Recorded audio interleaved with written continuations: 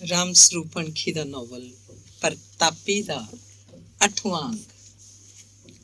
ਗੱਜਣ ਨੂੰ ਕਦੇ ਚਿੱਤ ਚੇਤਾ ਵੀ ਨਹੀਂ ਸੀ ਕਿ ਇਹ ਕਦੇ ਇਉਂ ਹੋ ਜਾਏਗਾ। ਜੈਮਲ ਅਚਾਨਕ ਹੀ ਮਰ ਗਿਆ ਸੀ। ਮੰਜੇ ਤੇ ਪੈ ਕੇ ਮਰਦਾ ਤਾਂ ਗੱਜਣ ਸ਼ਾਇਦ ਉਹ ਤੋਂ ਕੋਈ ਲਿਖਤ ਪੜ੍ਹਤ ਕਰਵਾ ਲੈਂਦਾ। ਮਰਨਾ ਤਾਂ ਉਹਨੇ ਹੈਗਾ ਹੀ ਸੀ, ਪਰ ਇਹ ਨਹੀਂ ਪਤਾ ਸੀ ਕਿ ਚੰਗਾ ਭਲਾ ਰਾਤ ਨੂੰ ਸੁੱਤਾ ਪਿਆ ਹੀ ਰਹਿ ਜਾਏਗਾ। ਹੁਣ ਕੁਝ ਵੀ ਨਹੀਂ ਸੀ ਹੋ ਸਕਦਾ। ਹੋਰ ਕੋਈ ਗੱਲ ਸ਼ਰੀਕ ਕਿਵੇਂ ਹੋਣ ਦਿੰਦੇ। ਨਵੇਂ ਕਾਨੂੰਨ ਨੇ ਪੱਟੀ ਨਾ ਵੱਜਣ ਦਿੱਤੀ। ਜ਼ਮੀਨ ਦਾ ਇੰਤਕਾਲ ਤਿੰਨਾਂ ਦੇ ਨਾਂ ਚੜ ਗਿਆ। ਗੱਜਣ, ਉਹਦੀ ਭੈਣ ਭਾਨੂ ਤੇ ਚਾਨਣ ਦੀ ਵਿਧਵਾ ਚੰਦ ਕੌਰ ਦੇ ਨਾਂ। ਭਾਨੂ ਨਾਲ ਗੱਜਣ ਦੀ ਚੰਗੀ ਸੱਤਰੀ ਪੈਂਦੀ ਸੀ। ਗੁਰਦਿਆਲ ਸਿੰਘ ਵੀ ਲਾਲਚੀ ਬੰਦਾ ਨਹੀਂ ਸੀ। ਸੋਚਦਾ ਸੀ ਸਕੀਰੀ ਬਣੀ ਰਹੇ, ਜ਼ਮੀਨ ਸਾਲੀ ਤੋਂ ਕੀ ਲੈਣਾ, ਵਰਤਦੇ ਰਹਾਂਗੇ ਸਾਰੀ ਉਮਰ। ਭਾਨੂ ਨੇ ਤਹਿਸੀਲਦਾਰ ਸਾਹਮਣੇ ਹੋ ਕੇ ਬਿਆਨ ਲਿਖਵਾ ਦਿੱਤਾ ਕਿ ਬਾਪੂ ਦੀ ਜ਼ਮੀਨ ਦਾ ਹਿੱਸਾ ਉਹਨੇ ਛੱਡਿਆ। ਇਹ ਹਿੱਸਾ ਗੱਜਣ ਸਿੰਘ ਨੂੰ ਦੇ ਦਿੱਤਾ ਜਾਏ। ਗੂਠਾ ਲਾ ਕੇ ਉਹਨੇ ਤਾਂ ਗੱਲ ਹੀ ਮੁਕਾ ਦਿੱਤੀ। ਪਰ ਚੰਦ ਕੌਰ ਦਾ ਕੀ ਕਰਦਾ ਉਹ? ਉਹਨੇ ਸੋਚਿਆ, ਇਹ ਸੋਚ ਉਹਨੂੰ ਵੀ ਲਾਈ ਰੱਖਦੀ ਕਿ ਚੰਦ ਕੌਰ ਇੱਕ ਦਿਨ ਆਪਣਾ ਹਿੱਸਾ ਵੇਚ ਕੇ ਪਾਰ ਜਾਏਗੀ। ਮਗਰੋਂ ਆਪਣਾ ਠਿਕਾਣਾ ਕਿਧਰੇ ਬਣਾਵੇ ਨਾ ਬਣਾਵੇ, ਉਹਨੂੰ ਕੀ? ਕਿਉਂ ਨਾ ਉਹਨੂੰ ਆਪ ਹੀ ਘਰ ਲੈ ਆਵੇ। 16 ਘੁਮਾਂ ਦੀ 16 ਘੁਮਾਈ ਕਥਾ ਰਹੀ। ਇਹ ਸ਼ਾਇਦ ਉਹਨੇ ਨਹੀਂ ਸੋਚਿਆ ਹੋਏਗਾ ਕਿ ਚੰਦ ਕੌਰ ਨੂੰ ਵੀ ਕੋਈ ਵੇਲ ਤੁੰਮੜੀ ਲੱਗ ਸਕਦੀ ਹੈ। ਜ਼ਮੀਨ ਤਾਂ ਫਿਰ ਵੀ ਖਿੰਡੇਗੀ। ਪਰ ਜੇ ਸੋਚਿਆ ਵੀ ਹੋਵੇ ਤਾਂ ਇਹ ਵੀ ਸੋਚ ਲਿਆ ਹੋਏਗਾ ਕਿ ਚਲੋ ਜ਼ਮੀਨ ਰਹੇਗੀ ਤਾਂ ਖਾਨਦਾਨ 'ਚ ਹੀ। ਉਸ ਦਿਨ ਸਵੇਰੇ ਜਦੋਂ ਚਾਹ ਪੀ ਕੇ ਲਹਿਰੇ ਤੋਂ ਤੁਰਿਆ ਸੀ ਤਾਂ ਆਨੰਦਕੌਰ ਕੁਝ ਨਹੀਂ ਬੋਲੀ। ਉਹਦੇ ਵੱਲ ਗੌਰ ਨਾਲ ਦੇਖਦੀ ਜ਼ਰੂਰ ਰਹੀ। ਗੱਜਣ ਨੇ ਤੁਰ ਵੇਲੇ ਮਲਵੀ ਜੀ ਜੀਭ ਨਾਲ ਫੇਰ ਆਖਤਾ ਸੀ, ਤੁਸੀਂ ਸੋਚ ਲਓ ਜੀ, ਫੇਰ ਕੋਈ ਸਲਾਹ ਬਣਦੀ ਹੋਈ ਤਾਂ ਸੁਨੇਹਾ ਭੇਜ ਦਿਓ। ਮੈਂ ਡਿੱਕੂੰਗਾ, ਚੰਦ ਕੌਰ ਨਾਲ ਵੀ ਕਰ ਲਿਓ ਗੱਲ। ਗੱਜਣ ਨੂੰ ਨਹੀਂ ਪਤਾ ਹੋਏਗਾ ਕਿ ਉਹ ਮਾਂ ਧੀ ਤਾਂ ਸਾਰੀ ਰਾਤ ਸੁੱਤੀਆਂ ਹੀ ਨਹੀਂ। ਇਹ ਗੱਲ ਸਿਰੇ ਨਹੀਂ ਲੱਗਦੀ ਸੀ। ਗੱਲ ਦਾ ਸਿਰਾ ਪਤਾ ਨਹੀਂ ਕਿੱਥੇ ਸੀ, ਜਿਵੇਂ ਸਭ ਕੁਝ ਹੀ ਉਲਝ ਕੇ ਰਹਿ ਗਿਆ ਹੋਵੇ। ਬਦਰੇ ਵਾਲਿਆਂ ਦਾ ਇੱਕ ਭਰਾ ਛੜਾ ਸੀ, 3 ਵਿਆਹੇ ਗਏ। ਇਹ ਇੱਕ ਪਤਾ ਨਹੀਂ ਕਿਵੇਂ ਰਹਿ ਗਿਆ ਹੋਏਗਾ। ਸਾਰਾ ਪਿੰਡ ਉਹਨੂੰ ਬੰਤ ਬੁੱਚਾ ਆਖਦਾ। ਠੱਗੀਆਂ ਮਾਰਨੀਆਂ ਤੇ ਮਰਵਾਉਣੀਆਂ ਉਹਦਾ ਕਸਬ ਸੀ। ਸੱਥ ਵਿੱਚ ਤਖਤਪੋਸ਼ ਉੱਤੇ ਉਹ ਆਪਣਾ ਸਾਫਾ ਲਾ ਕੇ ਬਹਿੰਦਾ ਤਾਂ ਵੱਡ ਰੂਪ ਲੱਗਦਾ। ਉਹਦਾ ਇੱਕ ਕੰਨ ਨਹੀਂ ਸੀ। ਕੰਨ ਦੀ ਗਲੀ ਤਾਂ ਸੀ, ਉਤਲਾ ਹਿੱਸਾ ਨਹੀਂ ਸੀ। ਇਉਂ ਜਮਾਂਦਰੂ ਸੀ। ਸੱਥ ਵਿੱਚ ਇਉਂ ਬੈਠੇ ਨੂੰ ਛੋਟੇ ਮੁੰਡੇ ਛੇੜਦੇ ਤੇ ਹੱਸ ਕੇ ਭੱਜ ਜਾਂਦੇ। ਕੋਈ ਉਹਦੇ ਬੁੱਚੇ ਕੰਨ ਨੂੰ ਉਂਗਲ ਲਾ ਕੇ ਟਿਚਕਾਰੀ ਮਾਰ ਜਾਂਦਾ। ਬੰਤ ਮੁੰਡਿਆਂ ਦਾ ਗੁੱਸਾ ਨਹੀਂ ਮੰਨਦਾ ਸੀ। ਉਹ ਇਹ ਤਮਾਸ਼ਾ ਰਚਣ ਲਈ ਸਾਫਾ ਲਾ ਕੇ ਬੈਠਦਾ। ਬੰਤ ਨੇ ਛੋਟੇ ਹੁੰਦੇ ਨੇ ਬੱਕਰੀਆਂ ਚਾਰੀਆਂ ਸੀ। ਜਵਾਨੀ ਪਿਆਰੇ ਭੇਡਾਂ ਰੱਖ ਲਈਆਂ। ਉਹਨਾਂ ਦਿਨਾਂ 'ਚੋਂ ਸ਼ਰਾਬ ਵੀ ਕੱਢਣ ਲੱਗ ਪਿਆ ਸੀ। ਸ਼ਰਾਬ ਕੱਢਦਾ ਤੇ ਵੇਚਦਾ, ਤੌੜੇ ਪਾਈ ਰੱਖਦਾ। ਭੇਡਾਂ ਵੇਚਦੀਆਂ, ਫਿਰ ਇਸੇ ਕੰਮ ਤੇ ਹੋ ਗਿਆ। ਠੇਕੇਦਾਰ ਨੇ ਉਹਦਾ ਕਈ ਵਾਰ ਤੌੜ ਫੜਵਾਇਆ ਸੀ। ਪੁਲਿਸ ਉਹਨੂੰ ਕੁੱਟਦੀ ਵੀ, ਪਰ ਪੈਸੇ ਲੈ ਕੇ ਛੱਡ ਦਿੰਦੀ। ਦਾਰੂ ਦਾ ਕੰਮ ਛੱਡ ਕੇ ਉਹ ਅਫੀਮ ਵੇਚਣ ਲੱਗ ਗਿਆ। ਪਸ਼ੂਆਂ ਦੇ ਸੌਦੇ ਕਰਾਉਂਦਾ, ਵਿੱਚੋਂ ਪੈਸੇ ਖਾ ਜਾਂਦਾ। ਝੂਠੀ ਗੱਲ ਤੇ ਗੁਰਦੁਆਰੇ ਜਾ ਕੇ ਨੇਮ ਚੁੱਕਣਾ ਉਹਦੇ ਲਈ ਮਾਮੂਲੀ ਗੱਲ ਸੀ। ਉਹ ਅਗਲੇ ਨਾਲ ਬਹੁਤੀ ਬਹਿਸ ਨਾ ਕਰਦਾ। ਖੜਾ ਖੜਾ ਬਾਬੇ ਧੀਰੂ ਦੀ ਸਮਾਧ ਵੱਲ ਹੱਥ ਕਰ ਦਿੰਦਾ। ਆਖਦਾ, ਜੇ ਝੂਠ ਹੋਵੇ ਮੈਨੂੰ ਬਾਬਾ ਪੱਟੇ, ਜਾਂ ਕਹਿਣ ਵਾਲੇ ਨੂੰ ਪੱਟੇ। ਅਗਲਾ ਚੁੱਪ ਹੋ ਜਾਂਦਾ। ਵੱਡੇ ਭਰਾ ਨੂੰ ਪ੍ਰਤਾਪੀ ਦੀ ਭੂਆ ਵਿਆਹੀ ਹੋਈ ਸੀ। ਬੰਤ ਤੋਂ ਛੋਟਾ ਸੀ। ਛੋਟੇ ਦੋਵੇਂ ਇੱਕੋ ਘਰ ਵਿਆਹੇ ਸਨ, ਫਿਰ ਅੱਡ ਹੋ ਗਏ। ਪ੍ਰਤਾਪੀ ਦੀ ਭੂਆ ਵੀ ਅੱਡ ਸੀ। ਤਿੰਨਾਂ ਦਾ ਅੱਡ ਅੱਡ ਚੁੱਲ੍ਹਾ ਸੀ, ਅੱਡ ਅੱਡ ਖੇਤੀ ਦਾ ਕੰਮ। ਛੜਾ ਸਭ ਤੋਂ ਛੋਟੇ ਕੀਤੂ ਦੇ ਚੁੱਲ੍ਹੇ ਉੱਤੇ ਸੀ। ਉਹਨੇ ਆਪਣੇ ਹਿੱਸੇ ਦੀ ਜ਼ਮੀਨ ਵੀ ਉਹਨੂੰ ਦੇ ਰੱਖੀ ਸੀ। ਬੰਤ ਆਪ ਡੱਕਾ ਦੂਰਾ ਨਹੀਂ ਕਰਦਾ ਸੀ, ਬਸ ਖੁੱਲ੍ਹ ਖੇਡ ਤੇ ਰਹਿੰਦਾ। ਕੀਤੂ ਉਹਨੂੰ ਆਖਦਾ ਵੀ ਕੁਝ ਨਾ। ਕਿਵੇਂ ਆਖਦਾ? ਉਹਦੀ ਜ਼ਮੀਨ ਵਾਹੁੰਦਾ ਸੀ। ਜ਼ਮੀਨ ਦੀ ਇੰਨੀ ਪੈਦਾਵਾਰ ਆਉਂਦੀ ਤੇ ਫਿਰ ਉਹਨੇ ਇਹ ਜ਼ਮੀਨ ਆਖਰ ਨੂੰ ਕੀਤੂ ਦੇ ਜਵਾਕਾਂ ਨੂੰ ਹੀ ਦੇਣੀ ਸੀ। ਵੱਡੀ ਭਰਜਾਈ ਨਾਲ ਬੰਤ ਦੀ ਖਟਪਟ ਸੀ। ਉਹਦੇ ਉੱਤੇ ਤਾਂ ਉਹ ਦੰਦ ਵੱਢਦਾ ਤੇ 100 ਕੁਫਰ ਤੋਲਦਾ। ਆਖਦਾ ਏ, ਇਹ ਮਾਲਾਂ ਵਾਲੀ ਤਾਂ ਡੈਣ ਹੈ, ਡੈਣ। ਇਹ ਤੋਂ ਤਾਂ ਰੱਬ ਡਰੇ ਕੁੱਤੀ ਤੋਂ। ਇਸੇ ਨੇ ਆ ਕੇ ਸਾਰਾ ਘਰ ਖਖੜੀਆਂ ਕਰੇਲੇ ਕਰਤਾ। ਕੱਲੇ ਕੱਲੇ ਕਰਤੇ ਸਾਰੇ। ਮੈਨੂੰ ਤਾਂ ਇੱਕ ਦਿਨ ਸਿੱਧੇ ਮੂੰਹ ਰੋਟੀ ਨਹੀਂ ਫੜਾਈ, ਧੀ ਦੇ ਯਾਰ ਦੀ ਨੇ। ਗੱਜਣ ਬਦਰੇ ਦੇ ਆਉਂਦਾ ਜਾਂਦਾ। ਜਾਣਾ ਹੀ ਸੀ ਜਦੋਂ ਸਕੀਰੀ ਸੀ। ਬੰਤ ਨਾਲ ਉਹਦੀ ਸੱਤਰੀ ਪੈਂਦੀ। ਜਦੋਂ ਜਾਂਦਾ ਬੰਤ ਹੀ ਉਹਦੇ ਦਾਰੂ ਦਾ ਢਾਣਸ ਕਰਦਾ। ਉਹਨਾਂ ਦੇ ਬਾਹਰਲੇ ਘਰ ਬੈਠ ਕੇ ਉਹ ਦਾਰੂ ਪੀਂਦੇ, ਬੰਤ ਗੱਲਾਂ ਸੁਣਾਉਂਦਾ। ਗੱਜਣ ਹੱਸਦਾ। ਫਿਰ ਤਾਂ ਫੁੱਫੜ ਤੇ ਤੋਂ ਡਰਨਾ ਚਾਹੀਦਾ। ਤੂੰ ਤਾਂ ਜਮਾਈ ਭਾਈ ਹੈ, ਤੇਰੇ ਨਾਲ ਨਹੀਂ ਇਹ ਗੱਲ। ਪਰ ਤੂੰ ਐਂ ਜਾਣ ਲੈ, ਮੈਂ ਬੰਦੇ ਵੇਚ ਖਾਦੇ ਆ, ਇੰਨੀ ਪਾਵਰ ਹੈ ਮੇਰੇ 'ਚ। ਬੰਤ ਫੜ ਮਾਰਦਾ। ਕੋਈ ਨਹੀਂ ਫੁੱਫੜਾ, ਤੈਨੂੰ ਵਰਤਾਂਗੇ ਕਦੇ, ਤੂੰ ਤਾਂ ਕੰਮ ਦਾ ਬੰਦਾ ਹੈ। ਗੱਜਣ ਉਹਨੂੰ ਹੋਰ ਚੜਾ ਦਿੰਦਾ। ਤੂੰ ਡਾਹ ਕੇ ਦੇਖੀ, ਭਬੂਕੇ ਵਾਂਗੂ ਮੱਚ ਜਾਵਾਂਗੇ। ਕੇਰਾਂ ਤਾਂ ਫਿਰ ਢੈਲਾ ਹੋ ਕੇ ਉਦਾਸ ਬੋਲ ਕੱਢਦਾ। ਓਏ ਕੀ ਕਰੀਏ ਭਾਈ ਗੱਜਣ ਸਿਆ, ਆ ਤੁਹਾਡੇ ਵਾਲੀ ਭੂਆ ਨੇ ਬੇੜਾ ਬਾਤਾ ਜਿੱਦਣ ਦੀ ਆਈ ਹੈ। ਬਸ ਉਹੀ ਘਰ ਦਾ ਨਾਸ ਮਾਰਤਾ ਸਮਝ। ਬਹੁਤੀ ਗੱਲ ਕੀ ਹੈ, ਉਹਨਾਂ ਦੀ ਭੈਣ ਆਨੰਦ ਕੌਰ ਜਦੋਂ ਰੰਡੀ ਹੋ ਗਈ ਸੀ, ਲਹਿਰੇ ਬਹੁਤ ਬੰਤ ਹੀ ਜਾਂਦਾ ਹੁੰਦਾ ਸੀ। ਕਈ ਕੁ ਦਿਨ ਉੱਥੇ ਬੈਠਾ ਰਹਿੰਦਾ। ਸੱਥ 'ਚ ਬੈਠ ਕੇ ਆਨੰਦ ਕੌਰ ਦੇ ਸ਼ਰੀਕਾਂ ਦੇ ਰੋਹ ਪਾਉਂਦਾ। ਉਗਦੀਆਂ ਪਤਾਲ ਮਾਰੀ ਜਾਂਦਾ, ਪੱਥਰ ਤੋਲਦਾ। ਲੋਕ ਸਮਝਦੇ ਸੱਚੀ ਇਹ ਤਾਂ ਬੜਾ ਭੈੜਾ ਆਦਮੀ ਹੈ। ਆਨੰਦ ਕੌਰ ਆਪ ਵੀ ਉਹਦੀਆਂ ਫੋਕੀਆਂ ਗੱਲਾਂ ਤੋਂ ਅੱਕੀ ਹੋਈ ਸੀ, ਪਰ ਹੁਣ ਉਹਨੂੰ ਆਪਣੇ ਘਰ ਰੱਖ ਕੇ ਰਾਜੀ ਸੀ। ਚਾਹੇ ਕੁਛ ਸੀ, ਬੰਦਾ ਤਾਂ ਸੀ। ਬੰਦੇ ਦਾ ਬੜਾ ਆਸਰਾ ਹੁੰਦਾ ਹੈ। ਉਹ ਆਖਦੀ, ਵੇ ਬੁੱਚਿਆ, ਪਿੱਪਲ ਥੱਲੇ ਬੈਠਾ ਜੜਾਂਗੇ ਮਾਰਦਾ ਰਹਿਣਾ ਹੈ, ਖੇਤ ਵੀ ਕਦੀ ਜਾ ਆਇਆ ਕਰ। ਲੋਕ ਵੱਟਾਂ ਨਾ ਵਾਹੀ ਜਾਂਦੇ ਹੁਣ। ਦੱਸ ਕਿਹਨੇ ਭੰਨੀ ਤੇਰੀ ਵੱਟ? ਉਂਗਲ ਕਰ ਸਾਲੇ ਦਾ ਆਥਣ ਨੂੰ ਗੋਡਾ ਤੋੜ ਦੇਣਾ। ਉੱਚੀ ਬੋਲ ਕੇ ਜਵਾਬ ਦਿੰਦਾ। ਆਨੰਦ ਕੌਰ ਲਈ ਇੰਨਾ ਹੀ ਬਹੁਤ ਸੀ। ਨਹਿਰੇ ਵਾਲਿਆਂ ਦਾ ਕੋਈ ਸੁਨੇਹਾ ਨਹੀਂ ਆਇਆ ਸੀ। ਇੱਕ ਦਿਨ ਗੱਜਣ ਬਦਰੇ ਗਿਆ। ਭੂਆ ਕੋਲ ਬਿੰਦ ਝੱਟ ਬੈਠ ਕੇ ਉਹ ਸੱਥ 'ਚ ਆ ਖੜਾ ਤੇ ਬੰਤ ਦੀ ਸੂਹ ਲਈ। ਕਿਸੇ ਨੇ ਦੱਸਿਆ ਕਿ ਉਹ ਇਸ ਵਕਤ ਬਾਬੇ ਧੀਰੂ ਦੀ ਸਮਾਧ ਤੇ ਬੈਠਾ ਤਾਸ਼ ਖੇਡ ਰਿਹਾ। ਧੀਰੂ ਦੀ ਸਮਾਧ ਦਾ ਗੱਜਣ ਨੂੰ ਪਤਾ ਸੀ। ਉਹ ਉਧਰ ਨੂੰ ਹੀ ਸਿੱਧਾ ਹੋ ਗਿਆ। ਬਾਬਾ ਧੀਰੂ ਦੀ ਸਮਾਧ ਪਿੰਡ ਦੇ ਛਿਪਦੇ ਪਾਸੇ ਉੱਚੇ ਟਿੱਲੇ ਤੇ ਬਣੀ ਸੀ। ਪਹਿਲਾਂ ਕਦੇ ਇੱਥੇ ਸਿਰਫ ਸਮਾਧ ਹੁੰਦੀ, ਪੱਕੀਆਂ ਇੱਟਾਂ ਦੀ ਉੱਤੇ ਸੀਮੈਂਟ ਫੇਰਿਆ ਹੋਇਆ। ਸਮਾਧ ਉੱਤੇ ਕੁਟੀਆ ਵੀ ਸੀ, ਜਿਹਨੂੰ ਤਖਤੇ ਲੱਗੇ ਸੀ। ਕੁੰਡਾ ਖੋਲਦਾ, ਕਿੱਲ ਪੱਤੀਆਂ ਵਾਲੇ ਟਾਹਲੀ ਦੀ ਲੱਕੜ ਦੇ ਮਜ਼ਬੂਤ ਤਖਤੇ। ਲੱਕੜ ਥੰਦੀ ਹੋ ਚੁੱਕੀ ਸੀ, ਚੁਗਾਠ ਵੀ। ਪਤਾ ਨਹੀਂ ਕਿੰਨੇ ਸਾਲਾਂ ਤੋਂ ਉਹਨਾਂ ਨੂੰ ਤੇਲ ਘਿਓ ਵਾਲੇ ਹੱਥ ਲੱਗਦੇ ਰਹੇ ਹੋਣਗੇ। ਕੁਟੀਆ ਉੱਤੇ ਸੀਮੈਂਟ ਨਹੀਂ, ਪੁਰਾਣੇ ਜ਼ਮਾਨੇ ਦਾ ਚੂਨਾ ਸੀ। ਮੰਗਲਵਾਰ ਨੂੰ ਬਾਬੇ ਦਾ ਚੂਰਮਾ ਵੰਡਿਆ ਜਾਂਦਾ। ਸੁੱਖਾਂ ਲਾਉਣ ਵਾਲੀਆਂ ਬੁੜੀਆਂ ਕੁੜੀਆਂ ਚੂਰਮਾ ਵੰਡ ਕੇ ਜਾਂਦੀਆਂ। ਮੰਗਲਵਾਰ ਨੂੰ ਪਾਲੀ ਮੁੰਡੇ ਦਿਨ ਢਲੇ ਬਾਬੇ ਦੀ ਸਮਾਧ ਤੇ ਆ ਕੇ ਬੈਠਦੇ ਤੇ ਸੁੱਖਾਂ ਦੀ ਉਡੀਕ ਕਰਨ ਲੱਗਦੇ। 20 ਕੁ ਵਰ੍ਹੇ ਪਹਿਲੇ ਟਿੱਲੇ ਦੇ ਆਲੇ ਦੁਆਲੇ ਥੱਲੇ ਤੋਂ ਤਾਂ ਤੱਕ ਪੱਕੀਆਂ ਇੱਟਾਂ ਲਾ ਕੇ ਇਹਨੂੰ ਮਜ਼ਬੂਤ ਕਰਤਾ ਗਿਆ ਸੀ। ਨਹੀਂ ਤਾਂ ਤੀਜੇ ਚੌਥੇ ਸਾਲ ਟਿੱਲੇ ਉੱਤੇ ਨਵੀਂ ਮਿੱਟੀ ਚੜਾਉਣੀ ਪੈਂਦੀ। ਮੀਆਂ ਦੇ ਦਿਨਾਂ 'ਚ ਮਿੱਟੀ ਖੁਰ ਕੇ ਥੱਲੇ ਆਉਂਦੀ ਰਹਿੰਦੀ ਸੀ। ਟਿੱਲੇ ਦੇ ਉੱਤੇ ਵੀ ਜੰਗਲੇ ਬਣਾ ਕੇ ਸਾਰਾ ਪੱਕਾ ਫਰਸ਼ ਲਾ ਦਿੱਤਾ ਗਿਆ। ਕੁਟੀਆ ਦੇ ਇੱਕ ਪਾਸੇ ਖੜੇ ਵਰ੍ਹਿਆਂ ਪੁਰਾਣੇ ਨਿੰਮ ਦਾ ਵੀ ਵਗਲ ਮਾਰਤਾ। ਸਿਆਲਾਂ 'ਚ ਨਿੱਘੀ ਧੁੱਪ ਸੇਕਣ ਲਈ ਬੁੱਢੇ ਠੇਰੇ ਇੱਥੇ ਆ ਕੇ ਬੈਠਦੇ, ਗੱਲਾਂ ਮਾਰਦੇ। ਹਾੜਾਂ ਦੇ ਦਿਨਾਂ 'ਚ ਨਿੰਮ ਦੇ ਦਰਵਾਜ਼ੇ ਵਰਗੀ ਛਾਂ ਸੀ। ਵਿਹਲੇ ਲੋਕ ਕੱਪੜਾ ਵਿਛਾ ਕੇ ਸੁੱਤੇ ਰਹਿੰਦੇ ਜਾਂ ਤਾਸ਼ ਖੇਡਦੇ। ਪਿੰਡ ਦਾ ਚੌਕੀਦਾਰ ਕਦੇ ਕਦੇ ਨਿੰਮ ਦਾ ਕੂੜਾ ਸੰਭਰ ਜਾਂਦਾ। ਗੱਜਣ ਸਮਾਧ ਦੀਆਂ ਅੱਧੀਆਂ ਪੌੜੀਆਂ ਹੀ ਚੜ੍ਹਿਆ ਸੀ ਕਿ ਉਹਨੂੰ ਲੋਕਾਂ ਦਾ ਰੌਲਾ ਸੁਣਿਆ, ਜਿਵੇਂ ਉਹ ਲੜ ਝਗੜ ਰਹੇ ਹੋਣ। ਉੱਚੇ ਹਰਖੀ ਬੋਲ, ਕੋਈ ਸ਼ਬਦ ਸਮਝ ਨਹੀਂ ਪੈਂਦਾ ਸੀ। ਉਹ ਤਾਂ ਗਿਆ ਤਾਂ ਦੇਖਿਆ ਗੋਲ ਘੇਰਾ ਬਣਾ ਕੇ 6-7 ਬੰਦੇ ਬੈਠੇ ਸੀ। ਥੱਲੇ ਬੋਰੀਆਂ ਵਿਛਾਈਆਂ ਹੋਈਆਂ।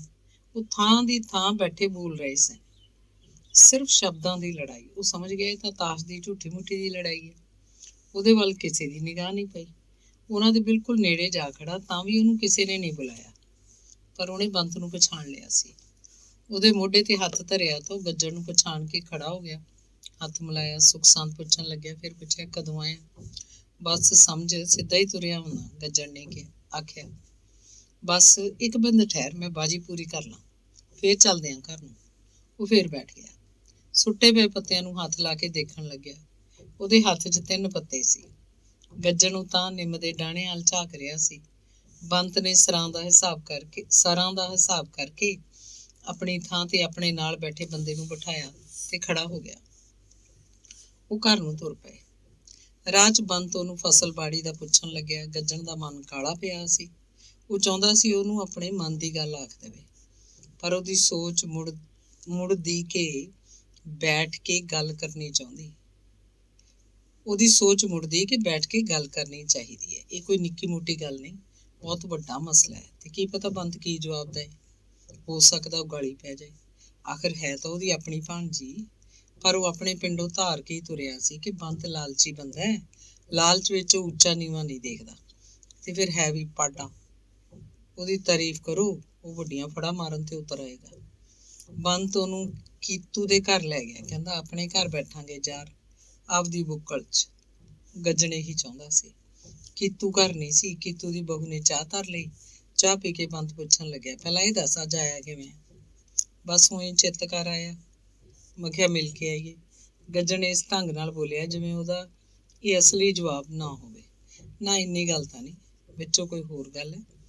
ਇੰਨੇ ਮਹੀਨੇ ਹੋ ਗਏ, ਪਹਿਲਾਂ ਨਾ ਕਦੇ ਆ ਗਿਆ? ਕੰਮਾਂ ਧੰਦਿਆਂ 'ਚ ਕਿੱਥੇ ਨਿਕਲਿਆ ਜਾਂਦਾ ਯਾਰ। ਗੱਜਣ ਹਾਲੇ ਵੀ ਸਧਾਰਨ ਸੀ। ਉਹੀ ਤਾਂ ਮੈਂ ਕਹਿੰਦਾ, ਹਾਏ ਰੱਬਾ, ਬਈ ਕੰਮ ਧੰਦਾ ਛੱਡ ਕੇ ਹੀ ਬੰਦਾ ਕਿਸੇ ਗੱਲ ਨੂੰ ਆਉਂਦਾ ਹੈ। ਊਂ ਕਿੱਥੇ ਨਿਕਲਿਆ ਜਾਂਦਾ ਘਰਾਂ 'ਚੋਂ? ਬੰਤ ਉਹਨੂੰ ਖੁਰਚਣ ਲੱਗ ਪਿਆ। ਜਦੋਂ ਉਹਨੇ ਖਹਿੜਾ ਹੀ ਨਾ ਛੱਡਿਆ ਤਾਂ ਗੱਜਣ ਕਹਿੰਦਾ, ਕੰਮ ਵੀ ਦੱਸ ਦੂੰ ਪਤੰਦਰਾ, ਪਹਿਲਾਂ ਬੈਠ ਤਾਂ ਲਈਏ ਸੂਤ ਹੋ ਕੇ। ਸੂਤ ਹੀ ਬੈਠੇ ਆ, ਹੋਰ ਕੀ ਓਕੜੂ ਹਾਲਾ ਹੈ ਹੁਣ ਤੇਰਾ? ਬੰਤ ਹੱਸਣ ਲੱਗ ਪਿਆ। ਫਿਰ ਬੋਲਿਆ, ਤੂੰ ਬੈਠ, ਮੈਂ ਕਰਦਾ ਪਤਾ। ਪਰਲੇ ਗਵਾੜ ਬਚਣਾ ਬੁੜਾ ਕੱਢਦਾ ਹੁੰਦਾ। ਕੀਤੂ ਦੀ ਬਹੂ ਨੂੰ ਦਾਲ ਭਾਜੀ ਦੀ ਸਮਝੌਤੀ ਦੇ ਕੇ ਬੰਤ ਘਰੋਂ ਬਾਹਰ ਹੋ ਗਿਆ। ਕੀਤੂ ਦੀ ਬਹੂ ਵਿਹੜੇ 'ਚ ਦਿਸੀ ਤਾਂ ਗੱਜਣ ਨੇ ਝੱਟ ਦੇ ਕੇ ਆਖਤਾ, ਭੂਆ ਮੱਥਾ ਟੇਕਦਾ। ਉਹ ਮੱਥਾ ਮੰਨ ਕੇ ਜੋਗੀ ਪ੍ਰਤੀ ਸੁੱਖ ਸਾਂਦ ਪੁੱਛਣ ਲੱਗੀ।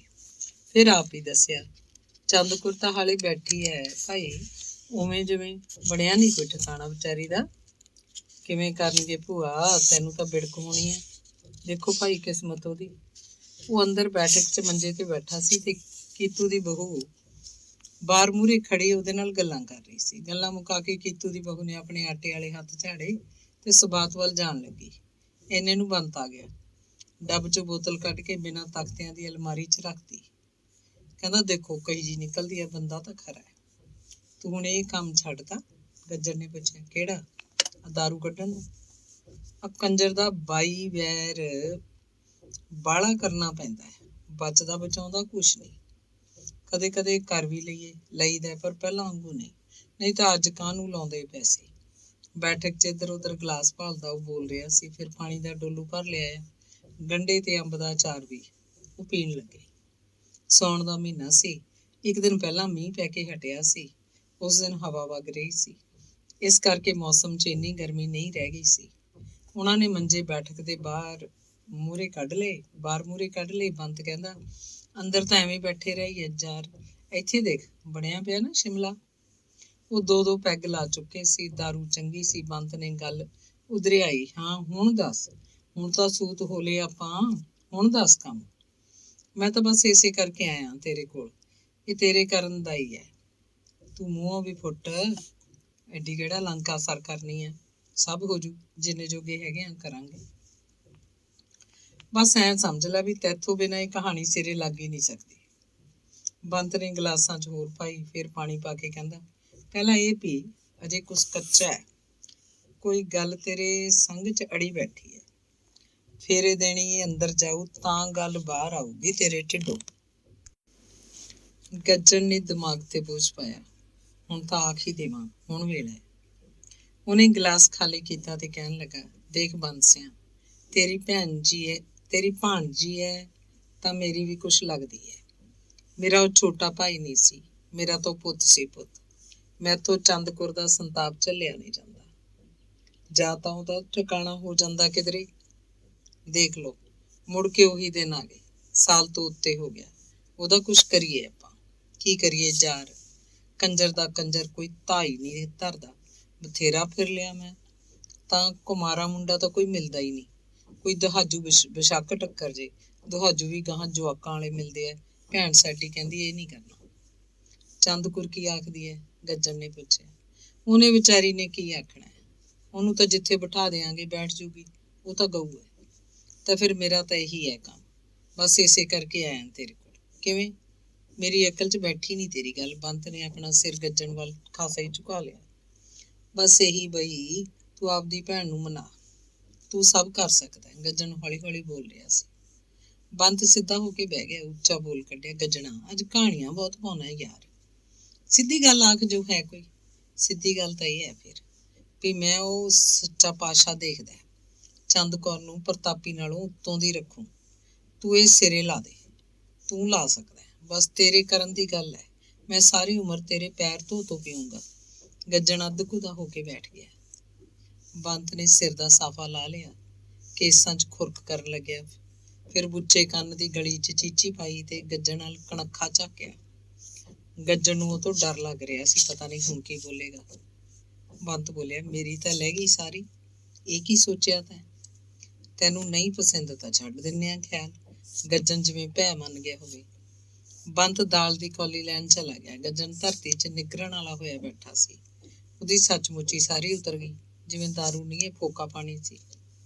ਬੰਤ ਦਾਲ ਦੀ ਕੌਲੀ 'ਚ ਖਾਸਾ ਸਾਰਾ ਘਿਓ ਪਵਾ ਕੇ ਲਿਆਇਆ, ਵਿੱਚ ਚਮਚਾ ਵੀ। ਪਰ ਗੱਜਣ ਦੀ ਕੌਲੀ ਵੱਲ ਕੋਈ ਨਿਗਾਹ ਨਹੀਂ ਸੀ। ਕੀਤੂ ਦੀ ਵੱਡੀ ਕੁੜੀ ਕਿੱਲੇ ਉੱਤੇ ਲਾਲਟੈਨ ਟੰਗ ਕੇ ਚਲੀ ਗਈ ਤਾਂ ਬੰਤ ਬੋਲਿਆ, ਚੱਲ ਹੋਰ ਪਾ ਹੁਣ। ਤੂੰ ਹੀ ਪਾ, ਪਹਿਲਾਂ ਵੀ ਤੂੰ ਪਾਉਣਾ। ਗੱਜਣ ਨੇ ਮੱਥੇ ਤੇ ਹੱਥ ਫੇਰਿਆ, ਜਿਵੇਂ ਆਪਣਾ ਚਿੱਤ ਲੋਟ ਕਰਨਾ ਚਾਹੁੰਦਾ ਹੋਵੇ। ਨਾ, ਇਹ ਪੇਗ ਤੂੰ ਪਾ। ਗੱਜਣ ਨੇ ਬੋਤਲ ਚੱਕ ਲਈ। ਬੰਤ ਨੇ ਦੇਖਿਆ ਉਹਦਾ ਹੱਥ ਕੰਬ ਰਿਹਾ ਸੀ। ਗਲਾਸ ਖਾਲੀ ਕਰਕੇ ਬੰਤ ਬੋਲਿਆ, ਇਹ ਤਾਂ ਕਸੂਤੇ ਰਾਹ ਪੈ ਗਿਆ ਤੂੰ। ਇਹ ਕਿਵੇਂ ਹੋ ਜੂ ਬਈ? ਇਸੇ ਕਰਕੇ ਤਾਂ ਤੇਰੇ ਨਾਲ ਗੱਲ ਕੀਤੀ ਹੈ। ਤੂੰ ਦੱਸ ਹੁਣ, ਤੇਰੇ ਚਿੱਤ ਲੱਗਦੀ ਹੈ ਕਿ ਨਹੀਂ? ਗੱਜਣ ਸਲਾਹ ਲੈਣ ਉੱਤੇ ਉੱਭਰ ਗਿਆ। ਊਂ ਤਾਂ ਕੋਈ ਡਰ ਨਹੀਂ, ਦੇਖ ਲੈ, ਸੋਚ ਵਿਚਾਰ ਕਰ ਲੈ। ਬੰਤ ਨੇ ਸੋਚ ਕੇ ਜਵਾਬ ਦਿੱਤਾ ਤੇ ਫਿਰ ਸਾਫੇ ਦੇ ਵੱਲ ਕੱਢ ਕੇ ਦੁਬਾਰਾ ਬੰਨਣ ਲੱਗਿਆ। ਸਾਫੇ ਦੇ ਵਲ ਕੱਢ ਕੇ ਦੁਬਾਰਾ ਬੰਨਣ ਲੱਗਿਆ। ਜ਼ੋਰ ਲਾਉਣਾ ਪਊ ਭਾਈ, ਥੋੜੇ ਖਟਕੜੇ ਤਾਂ ਸਿਰੇ ਚੜ੍ਹਦੀ ਦੀਂਦੀ ਨਹੀਂ। ਗੱਜਣ ਮੂੰਗੀ ਦੀ ਦਾਲ ਨੂੰ ਮੀਟ ਵਾਂਗ ਸਵਾਦ ਲੈ ਕੇ ਖਾਣ ਲੱਗਿਆ। ਉਹਨੂੰ ਲੱਗਿਆ ਜਿਵੇਂ ਲਾਲਟਨ ਦਾ ਚਾਨਣ ਪਹਿਲਾਂ ਨਾਲੋਂ ਤਿੱਖਾ ਹੋ ਗਿਆ ਹੋਵੇ। ਜ਼ੋਰ ਤਾਂ ਬਹੁਤ ਲਾਉਣਾ ਪਊ, ਨੰਦ ਕੌਰ ਐਵੇਂ ਨਹੀਂ ਮੰਨਣ ਵਾਲੀ। ਬੰਤ ਸੂਤ ਹੋ ਕੇ ਬੈਠ ਗਿਆ, ਜਿਵੇਂ ਗੱਜਣ ਨੂੰ ਹੋਰ ਸੁਣਨਾ ਚਾਹੁੰਦਾ ਹੋਵੇ। ਨਾਲੇ ਭਾਈ, ਘਰ ਦੀ ਇੱਜ਼ਤ ਘਰ 'ਚ ਹੀ ਰਹਿਣੀ ਹੈ। ਇਹ ਕੋਈ ਛੋਟੀ ਗੱਲ ਹੈ। ਗੱਜਣ ਨੇ ਬੋਤਲ ਵੱਲ ਨਿਗਾਹ ਮਾਰੀ, ਥੋੜੀ ਬਾਕੀ ਰਹੀ। ਉਹਨੇ ਆਪਣੇ ਗੀਜੇ 'ਚ ਹੱਥ ਮਾਰਿਆ। ਢਾਠੀ 'ਚ ਬਲੇਟੇ ਨੋਟਾਂ ਦੀ ਥਈ 'ਚੋਂ 10 ਦਾ ਇੱਕ ਪੱਤਾ ਕੱਢ ਕੇ ਬੰਤ ਵੱਲ ਹੱਥ ਵਧਾਇਆ। ਕਹਿੰਦਾ, ਲੈ, ਇੱਕ ਹੋਰ ਲਿਆ, ਥੋੜੇ ਤਾਂ ਨਹੀਂ। ਬੰਤ ਕਹਿੰਦਾ, ਇਹ ਤਾਂ ਵਾਧੂ ਆ। ਪਰ ਨਾਲ ਬੋਲਿਆ, ਤੂੰ ਇਹ ਤਾਂ ਰੱਖ, ਮੈਂ ਘਰ ਹੀ ਦੇਖਦਾ, ਸ਼ਾਇਦ ਵਧੀਆ ਪਊਆ ਪਿਆ ਹੋਵੇ ਕਿਸੇ ਖੁੰਝੇ। ਐਨੀ ਆਪਾਂ ਹੋਰ ਕਿੰਨੀ ਕੁ ਪੀ ਲਾਂਗੇ। ਬੰਤ ਜਦੋਂ ਨੂੰ ਅੰਦਰੋਂ ਸਵਾਦ 'ਚੋਂ ਠੇਕੇ ਦੀ ਦੇਸੀ ਸ਼ਰਾਬ ਦਾ ਅਧੀਆ ਲੈ ਕੇ ਆਇਆ। ਗੱਜਣ ਨੇ 100 ਦੇ 5 ਨੋਟ ਗਿਣ ਕੇ ਅੱਡ ਕੱਢ ਰੱਖੇ ਸੀ। ਉਹਨਾਂ ਨੇ ਇੱਕ ਪੈਗ ਪੀਤਾ। ਉਹ ਖਾਸੇ ਤਰਾਰੇ 'ਚ ਸੀ। ਗੱਜਣ ਨੇ ਤੈਅ ਕੀਤੇ 500 ਦੇ ਨੋਟਾਂ ਨੂੰ ਚੋਰੀ ਜੇ ਹੱਥ 'ਚ ਫੜਿਆ ਤੇ ਉਹਨਾਂ ਨੂੰ ਬੰਤ ਦੀ ਜੇਬ 'ਚ ਪਾਤਾ। ਕਹਿੰਦਾ, ਆ ਤੂੰ ਰੱਖ ਲੈ ਬੰਤ ਸਿਆ, 100 ਲੋੜ ਪੈ ਜਾਂਦੀ ਹੈ। ਬੰਤ ਜਿਵੇਂ ਟੱਪ ਉੱਠਿਆ ਹੋਵੇ, ਬੋਲਿਆ, ਇਹ ਕੀ ਕਹਿ? ਬਸ ਬੋਲਣਾ ਨਹੀਂ, ਹੁਣ ਤੂੰ ਜਾਣ, ਮੈਂ ਤਾਂ ਸੁਰਖਰੂ ਹਾਂ। ਬੰਤ ਨੇ ਇੱਕ ਵਾਰ ਫੇਰ ਆਪਣੀ ਜੇਬ ਤੇ ਹੱਥ ਧਰਿਆ, ਬੋਲਿਆ, ਅੱਛਾ, ਕੋਈ ਨਹੀਂ, ਵਿਚਾਰ ਕਰ ਲਾਂਗੇ। ਕੀਤੂ ਦੀ ਵੱਡੀ ਕੁੜੀ ਨੇ ਆ ਕੇ ਕਿਹਾ, ਤਾਇਆ, ਰੋਟੀ ਲਿਆਵਾਂ? ਅੰਗ 9ਵਾਂ। ਗੱਜਣ ਨਾਲ ਕੀਤੇ ਵਾਅਦੇ ਅਨੁਸਾਰ ਬੰਤ ਬੁੱਚਾ ਅਗਲੇ ਦਿਨ ਹੀ ਲਹਿਰੇ ਨੂੰ ਜਾਣ ਲਈ ਸਵੇਰੇ ਤਿਆਰ ਹੋਇਆ ਤਾਂ ਕਣੀਆਂ ਉਤਰਨ ਲੱਗ ਪਈਆਂ। ਕਮਾਲ ਸੀ, ਹਵਾ ਵੀ ਚੱਲ ਰਹੀ ਸੀ, ਮੀਂਹ ਵੀ ਪੈਣ ਲੱਗ ਪਿਆ। ਪਹਿਲਾਂ ਤਾਂ ਤੁਰਦੇ ਬੱਦਲ ਸੀ, ਫਿਰ ਬੱਦਲ ਘੁੜਨ ਲੱਗੇ। ਬੰਤ ਬਿੰਦੇ ਬੈਠਕ ਚੋਂ ਬਾਹਰ ਨਿਕਲ ਕੇ ਅਸਮਾਨ ਵੱਲ ਝਾਕਦਾ। ਉਹਦਾ ਅੰਦਾਜ਼ਾ ਸੀ, ਜਦੋਂ ਹਵਾ ਵਗ ਰਹੀ ਹੈ, ਬੱਦਲ ਚੁੱਕੇ ਜਾਣਗੇ। ਕਣੀਆਂ ਤਾਂ ਤੁਰੇ ਜਾਂਦੇ ਬੱਦਲਾਂ 'ਚੋਂ ਡਿੱਗ ਪੈਂਦੀਆਂ, ਪਰ ਨਹੀਂ, ਅਸਮਾਨ ਪੂਰਾ ਢਕਿਆ ਗਿਆ। ਫਿਰ ਬਿਜਲੀ ਚਮਕਣ ਲੱਗੀ, ਬੱਦਲਾਂ ਦੀ ਗੜਗੜਾਹਟ ਜੰਮ ਕੇ ਮੀਂਹ ਪੈਣ ਲੱਗਿਆ। ਮੀਂਹ ਤਾਂ ਹਟ ਹੀ ਨਹੀਂ ਸੀ ਰਿਹਾ। ਬੰਤ ਪੈਰੋਂ ਜੁੱਤੀ ਲਾ ਕੇ ਮੰਜੇ ਤੇ ਪੈ ਗਿਆ। ਹੌਲੀ ਉਹਦੀ ਸਲਾਹ ਬਦਲਣ ਲੱਗੀ। ਅਖੀਰ ਉਹਨੇ ਫੈਸਲਾ ਕੀਤਾ, ਅੱਜ ਨਹੀਂ ਜਾਂਦੇ, ਚੱਲ ਕੱਲ ਨੂੰ ਸਹੀ। ਐਡੀ ਛੇਤੀ ਕੀ ਉੱਥੇ ਪਾਣੀ ਵੱਢਣਾ ਹੈ? ਦੂਜੇ ਦਿਨ ਮੀਂਹ ਨਹੀਂ ਸੀ ਪੈ ਰਿਹਾ, ਬੱਦਲਵਾਈ ਜ਼ਰੂਰ ਸੀ, ਰੌਲੀਏ ਚੱਲ ਰਹੇ ਸੀ, ਹਵਾ ਵਗ ਰਹੀ ਸੀ, ਮੌਸਮ ਸੋਹਣਾ ਸੀ। ਉਹ ਹੌਲੀ ਤਿਆਰ ਹੋਇਆ, ਰੋਟੀ ਖਾ ਲਈ, ਫਿਰ ਰੱਬ ਦਾ ਰੱਥ ਦੇਖਣ ਲੱਗਿਆ। ਸੋਚਿਆ, ਮੀਂਹ ਪਿਆ ਤਾਂ ਭੇਜੀ ਜਾਵਾਂਗੇ ਨਾ, ਹੋਰ ਕੀ। ਵੱਡੀ ਕੁੜੀ ਨੂੰ ਉਹਨੇ ਕਿਹਾ, ਜਿਵੇਂ ਕੁੜੀ ਦੀ ਮਾਂ ਨੂੰ ਸੁਣਾਇਆ ਹੋਵੇ, ਮੈਂ ਗੁੱਡੋ ਭਾਈ ਲਹਿਰੇ ਤਾਂ ਹੀ ਚੱਲਿਆ। ਉਸੇ ਦਿਨ ਕੀਤੂ ਦੀ ਬਹੂ ਦੇ ਕੰਨੀ ਕੁਝ ਬਿੜਕਾਂ ਪਈਆਂ ਹੋਣਗੀਆਂ। ਬੋਲੀ, ਗੁੱਡੋ ਦੇ ਤਾਇਆ, ਸੋਚ ਸਮਝ ਕੇ ਕਰੀ ਕੋਈ ਗੱਲ, ਲਾਂਭਾ ਨਾ ਆਵੇ ਫਿਰ ਕੋਈ। ਨਾਲੇ ਭਾਂਜੀ ਆਪਦੀ ਹੈ, ਇਹ ਦੂਰ ਦਾ। ਬੰਤ ਦੀ ਜੇਬ 'ਚ ਉਦਣ ਵਾਲੇ 5 ਨੋਟ ਹਿੱਲਣ ਲੱਗ ਪਏ। ਉਹਨੇ ਜਿਵੇਂ ਕੀਤੂ ਦੀ ਬਹੂ ਨੂੰ ਸੁਣਿਆ ਹੀ ਨਾ ਹੋਵੇ, ਪਰ ਉਹ ਬੋਲਿਆ, ਉਹਦਾ ਕਿਤੇ ਤਾਂ ਕਰਨਾ ਹੀ ਹੈ, ਉਹ ਸਾਰੀ ਉਮਰ ਤਾਂ ਨਹੀਂ ਬੈਠੀ ਰਹੂ ਮਾਂ ਦੇ ਬਾਹਰ। ਕੀਤੂ ਦੀ ਬਹੂ ਫੇਰ ਨਹੀਂ ਬੋਲੀ, ਉਹ ਤੁਰ ਪਿਆ। ਬਾਅਦ 'ਚ ਬਹੂ ਨੇ ਕੀਤੂ ਕੋਲ ਵੀ ਗੱਲ ਕੀਤੀ ਸੀ। ਉਹ ਕਹਿੰਦਾ ਸਾਲਾ ਮੇਰਾ ਪੰਗੇ ਲੈਂਦਾ ਫਿਰਦਾ ਹੈ, ਇਹਨੇ ਸਾਰੀ ਉਮਰ ਇਹੀ ਧੰਦਾ ਕੀਤਾ ਹੈ। ਹਲ ਦਾ ਮੁੰਨਾ ਫੜਨਾ ਪੈਂਦਾ, ਫੇਰ ਤਾਂ ਲੱਗਦਾ ਪਤਾ ਵੀ ਕਬੀਲਦਾਰੀ ਕੀ ਹੁੰਦੀ ਹੈ, ਸਾਕ ਸਕੀਰੀ ਕੀ ਹੁੰਦੀ ਹੈ। ਰੰਨ ਨਹੀਂ, ਕੰਨ ਨਹੀਂ, ਲੰਡੇ ਚੌਰ ਤੇ ਰਹਿੰਦਾ ਹੈ। ਭਾਂਜੀ ਤਾਂ ਆਪਦੀ ਆ, ਉਹਦੀ ਬਹੂ ਨੇ ਫਿਕਰ ਕੀਤਾ। ਇਹ ਨਹੀਂ ਸਮਝਦਾ ਭਾਂਜੀਆਂ ਕੀ ਹੁੰਦੀਆਂ ਨੇ। ਇਹਦੇ ਤਾਂ ਲਹੂ ਮੂੰਹ ਲੱਗ ਜੇ ਕੇਰਾਂ, ਉਹ ਡੰਬ ਗਿਆ ਹੋਣਾ ਹੈ। ਇਹਨੂੰ ਮੇਰਾ ਸਾਲਾ ਧਨਕਾ ਜਾ ਜੋਗੀਪੁਰ ਵਾਲਾ ਕੀਤੂ ਦਾ ਗੁੱਸਾ ਉਬਲ ਰਿਹਾ ਸੀ। ਉਹ ਕਹਿੰਦੀ ਹੋਰ ਕਿੰਨਾ ਹੀ ਚਿਰ ਘੁਸਰ ਮੁਸਰ ਜੀ ਕਰੀ ਗਏ ਸਿਰ ਜੋੜ ਕੇ। ਬੋਤਲ ਪਹਿਲਾਂ ਬਚਨੇ ਬੁੜੇ ਤੋਂ ਲਿਆਂਦੀ, ਫਿਰ ਘਰੇ ਪਈ ਸੀ ਜਿੰਨੀ ਕੁ ਠੇਕੇ ਦੀ, ਉਹ ਚੱਕ ਕੇ ਬਹਿ ਗਿਆ। ਚੱਲ ਛੱਡ, ਆਪਾਂ ਨੂੰ ਕੀ ਕਰਦਾ ਫਿਰੇ। ਨਾਲੇ ਉਹ ਨੰਦਕੁਰ ਇਸੇ ਦਾ ਬਹੁਤਾ ਤਬਾਰ ਕਰਦੀ ਹੈ। ਇਹੀ ਉੱਥੇ ਰਹਿੰਦਾ ਜਾ ਜਾ ਕੇ। ਉਹਦੀ ਧੀ ਹੈ, ਆਪਦਾ ਪੜਿਆ ਵਿਚਾਰੇ। ਕੀਤੂ ਨੇ ਗੱਲ ਮੁਕਾਤੀ। ਬੰਤ ਲਹਿਰੇ ਪਹੁੰਚਿਆ। ਦਿਨ ਢਲਣ ਲੱਗਿਆ ਸੀ, ਧੁੱਪਾਂ ਨਿਕਲੀਆਂ ਸੀ। ਅਸਮਾਨ ਉੱਤੇ ਕੋਈ ਬੱਦਲ ਡੇਰੇ ਦੇ ਕੁੱਤੇ ਵਾਂਗ ਲੱਤਾਂ ਨਸਾਲ ਕੇ ਪਿਆ ਹੋਇਆ ਸੀ। ਨੰਦਕੁਰ ਦਰਵਾਜ਼ੇ 'ਚ ਬੈਠੀ ਸੂਤ ਅਟੇਰ ਰਹੀ ਸੀ। ਚੰਦਕੁਰ ਉਹਦੇ ਕੋਲ ਹੀ ਦੂਜੇ ਮੰਜੇ ਤੇ ਚੁੰਨੀ ਨਾਲ ਮੂੰਹ ਸਿਰ ਢੱਕ ਕੇ ਸੁੱਤੀ ਪਈ ਸੀ। ਬੰਤ ਨੇ ਨੰਦਕੁਰ ਨੂੰ ਮੱਥਾ ਟੇਕਿਆ ਤੇ ਉਹਦੇ ਮੰਜੇ ਤੇ ਹੀ ਪੈਂਦਾ ਵੱਲ ਬੈਠ ਗਿਆ। ਉਹਨਾਂ ਸਾਰੇ ਭਰਾਵਾਂ ਤੋਂ ਉਮਰ 'ਚ ਵੱਡੀ ਸੀ। ਇਹ ਕੌਣ ਪਈ ਹੈ ਇਸ ਵੇਲੇ? ਬੰਤ ਨੇ ਪੁੱਛਿਆ। ਕੋਈ ਬੋਲਦਾ ਸੁਣ ਕੇ ਚੰਦਕੁਰ ਉੱਠ ਬੈਠੀ। ਬੰਤ ਨੇ ਉਹਦਾ ਸਿਰ ਪਲੋਸਤਾ, ਹੱਸਦਾ ਜਿਹਾ ਕਹਿੰਦਾ, ਰਾਜੀ ਐ ਭਾਈ? ਹਾਂ ਮਾਮਾ, ਤੂੰ ਤਾਂ ਰਾਜੀ ਐ। ਉਹਨੇ ਚੁੰਨੀ ਨਾਲ ਆਪਣਾ ਮੂੰਹ ਪੂੰਝਿਆ ਤੇ ਖੜੀ ਹੋ ਕੇ ਵਿਹੜੇ ਵੱਲ ਤੁਰ ਪਈ। ਉਹਨੂੰ ਬੰਤ ਦਾ ਇੰਜ ਹਿੜ ਦੰਦ ਕੱਢਣਾ ਚੰਗਾ ਨਹੀਂ ਲੱਗਿਆ ਹੋਵੇਗਾ। ਲੱਖੋ ਤੇ ਬਲਬੀਰੋ ਬਰਾਂਡੇ 'ਚ ਦਰੀ ਬੁਣ ਰਹੀਆਂ ਸੀ। ਨੰਦ ਕੌਰ ਨੇ ਦਰਵਾਜ਼ੇ 'ਚੋਂ ਆਵਾਜ਼ ਮਾਰੀ, ਕੁੜੇ ਲੱਖੋ, ਚਾਹ ਧਰਨੀ, ਤੇਰਾ ਮਾਮਾ ਹੈ। ਮਾਂ ਦਾ ਬੋਲ ਸੁਣ ਕੇ ਆਪੋ 'ਚ ਕੋਈ ਗੱਲ ਕਰਨ ਲੱਗੀਆਂ। ਫਿਰ ਬਰਾਂਡੇ 'ਚ ਪਤਾ ਨਹੀਂ ਕੀ ਕਰਦੀ ਫਿਰਦੀ ਚੰਦਕੌਰ ਨੂੰ ਬਲਬੀਰੋ ਨੇ ਪੁੱਛਿਆ, ਨੀ ਪਲਾਤੂ ਮਾਮਾ ਹੈ? ਹਾਂ ਬੁੱਚਾ ਹੈ, ਉਹਦੇ ਹੌਲੀ ਬੋਲ ਕੇ ਜਵਾਬ ਦਿੱਤਾ। ਭੈਣੇ ਤੂੰ ਕਰਦੇ ਚਾਹ, ਸਾਰਿਆਂ ਦੀ ਕਰ ਲੈ, ਅਸੀਂ ਵੀ ਪੀ ਲਾਂਗੇ, ਲੱਖੋ ਨੇ ਚੰਦਕੌਰ ਨੂੰ ਕਿਹਾ। ਉਹ ਚੁੱਪ ਚੁਪੀਤੀ ਚਲਾਨੀ 'ਚ ਚਲੀ ਗਈ। ਚੰਦਕੌਰ ਦਾ ਕਿਵੇਂ ਸੋਚਿਆ ਭੈਣੇ? ਬੰਤ ਨੇ ਗੱਲ ਚਲਾਈ।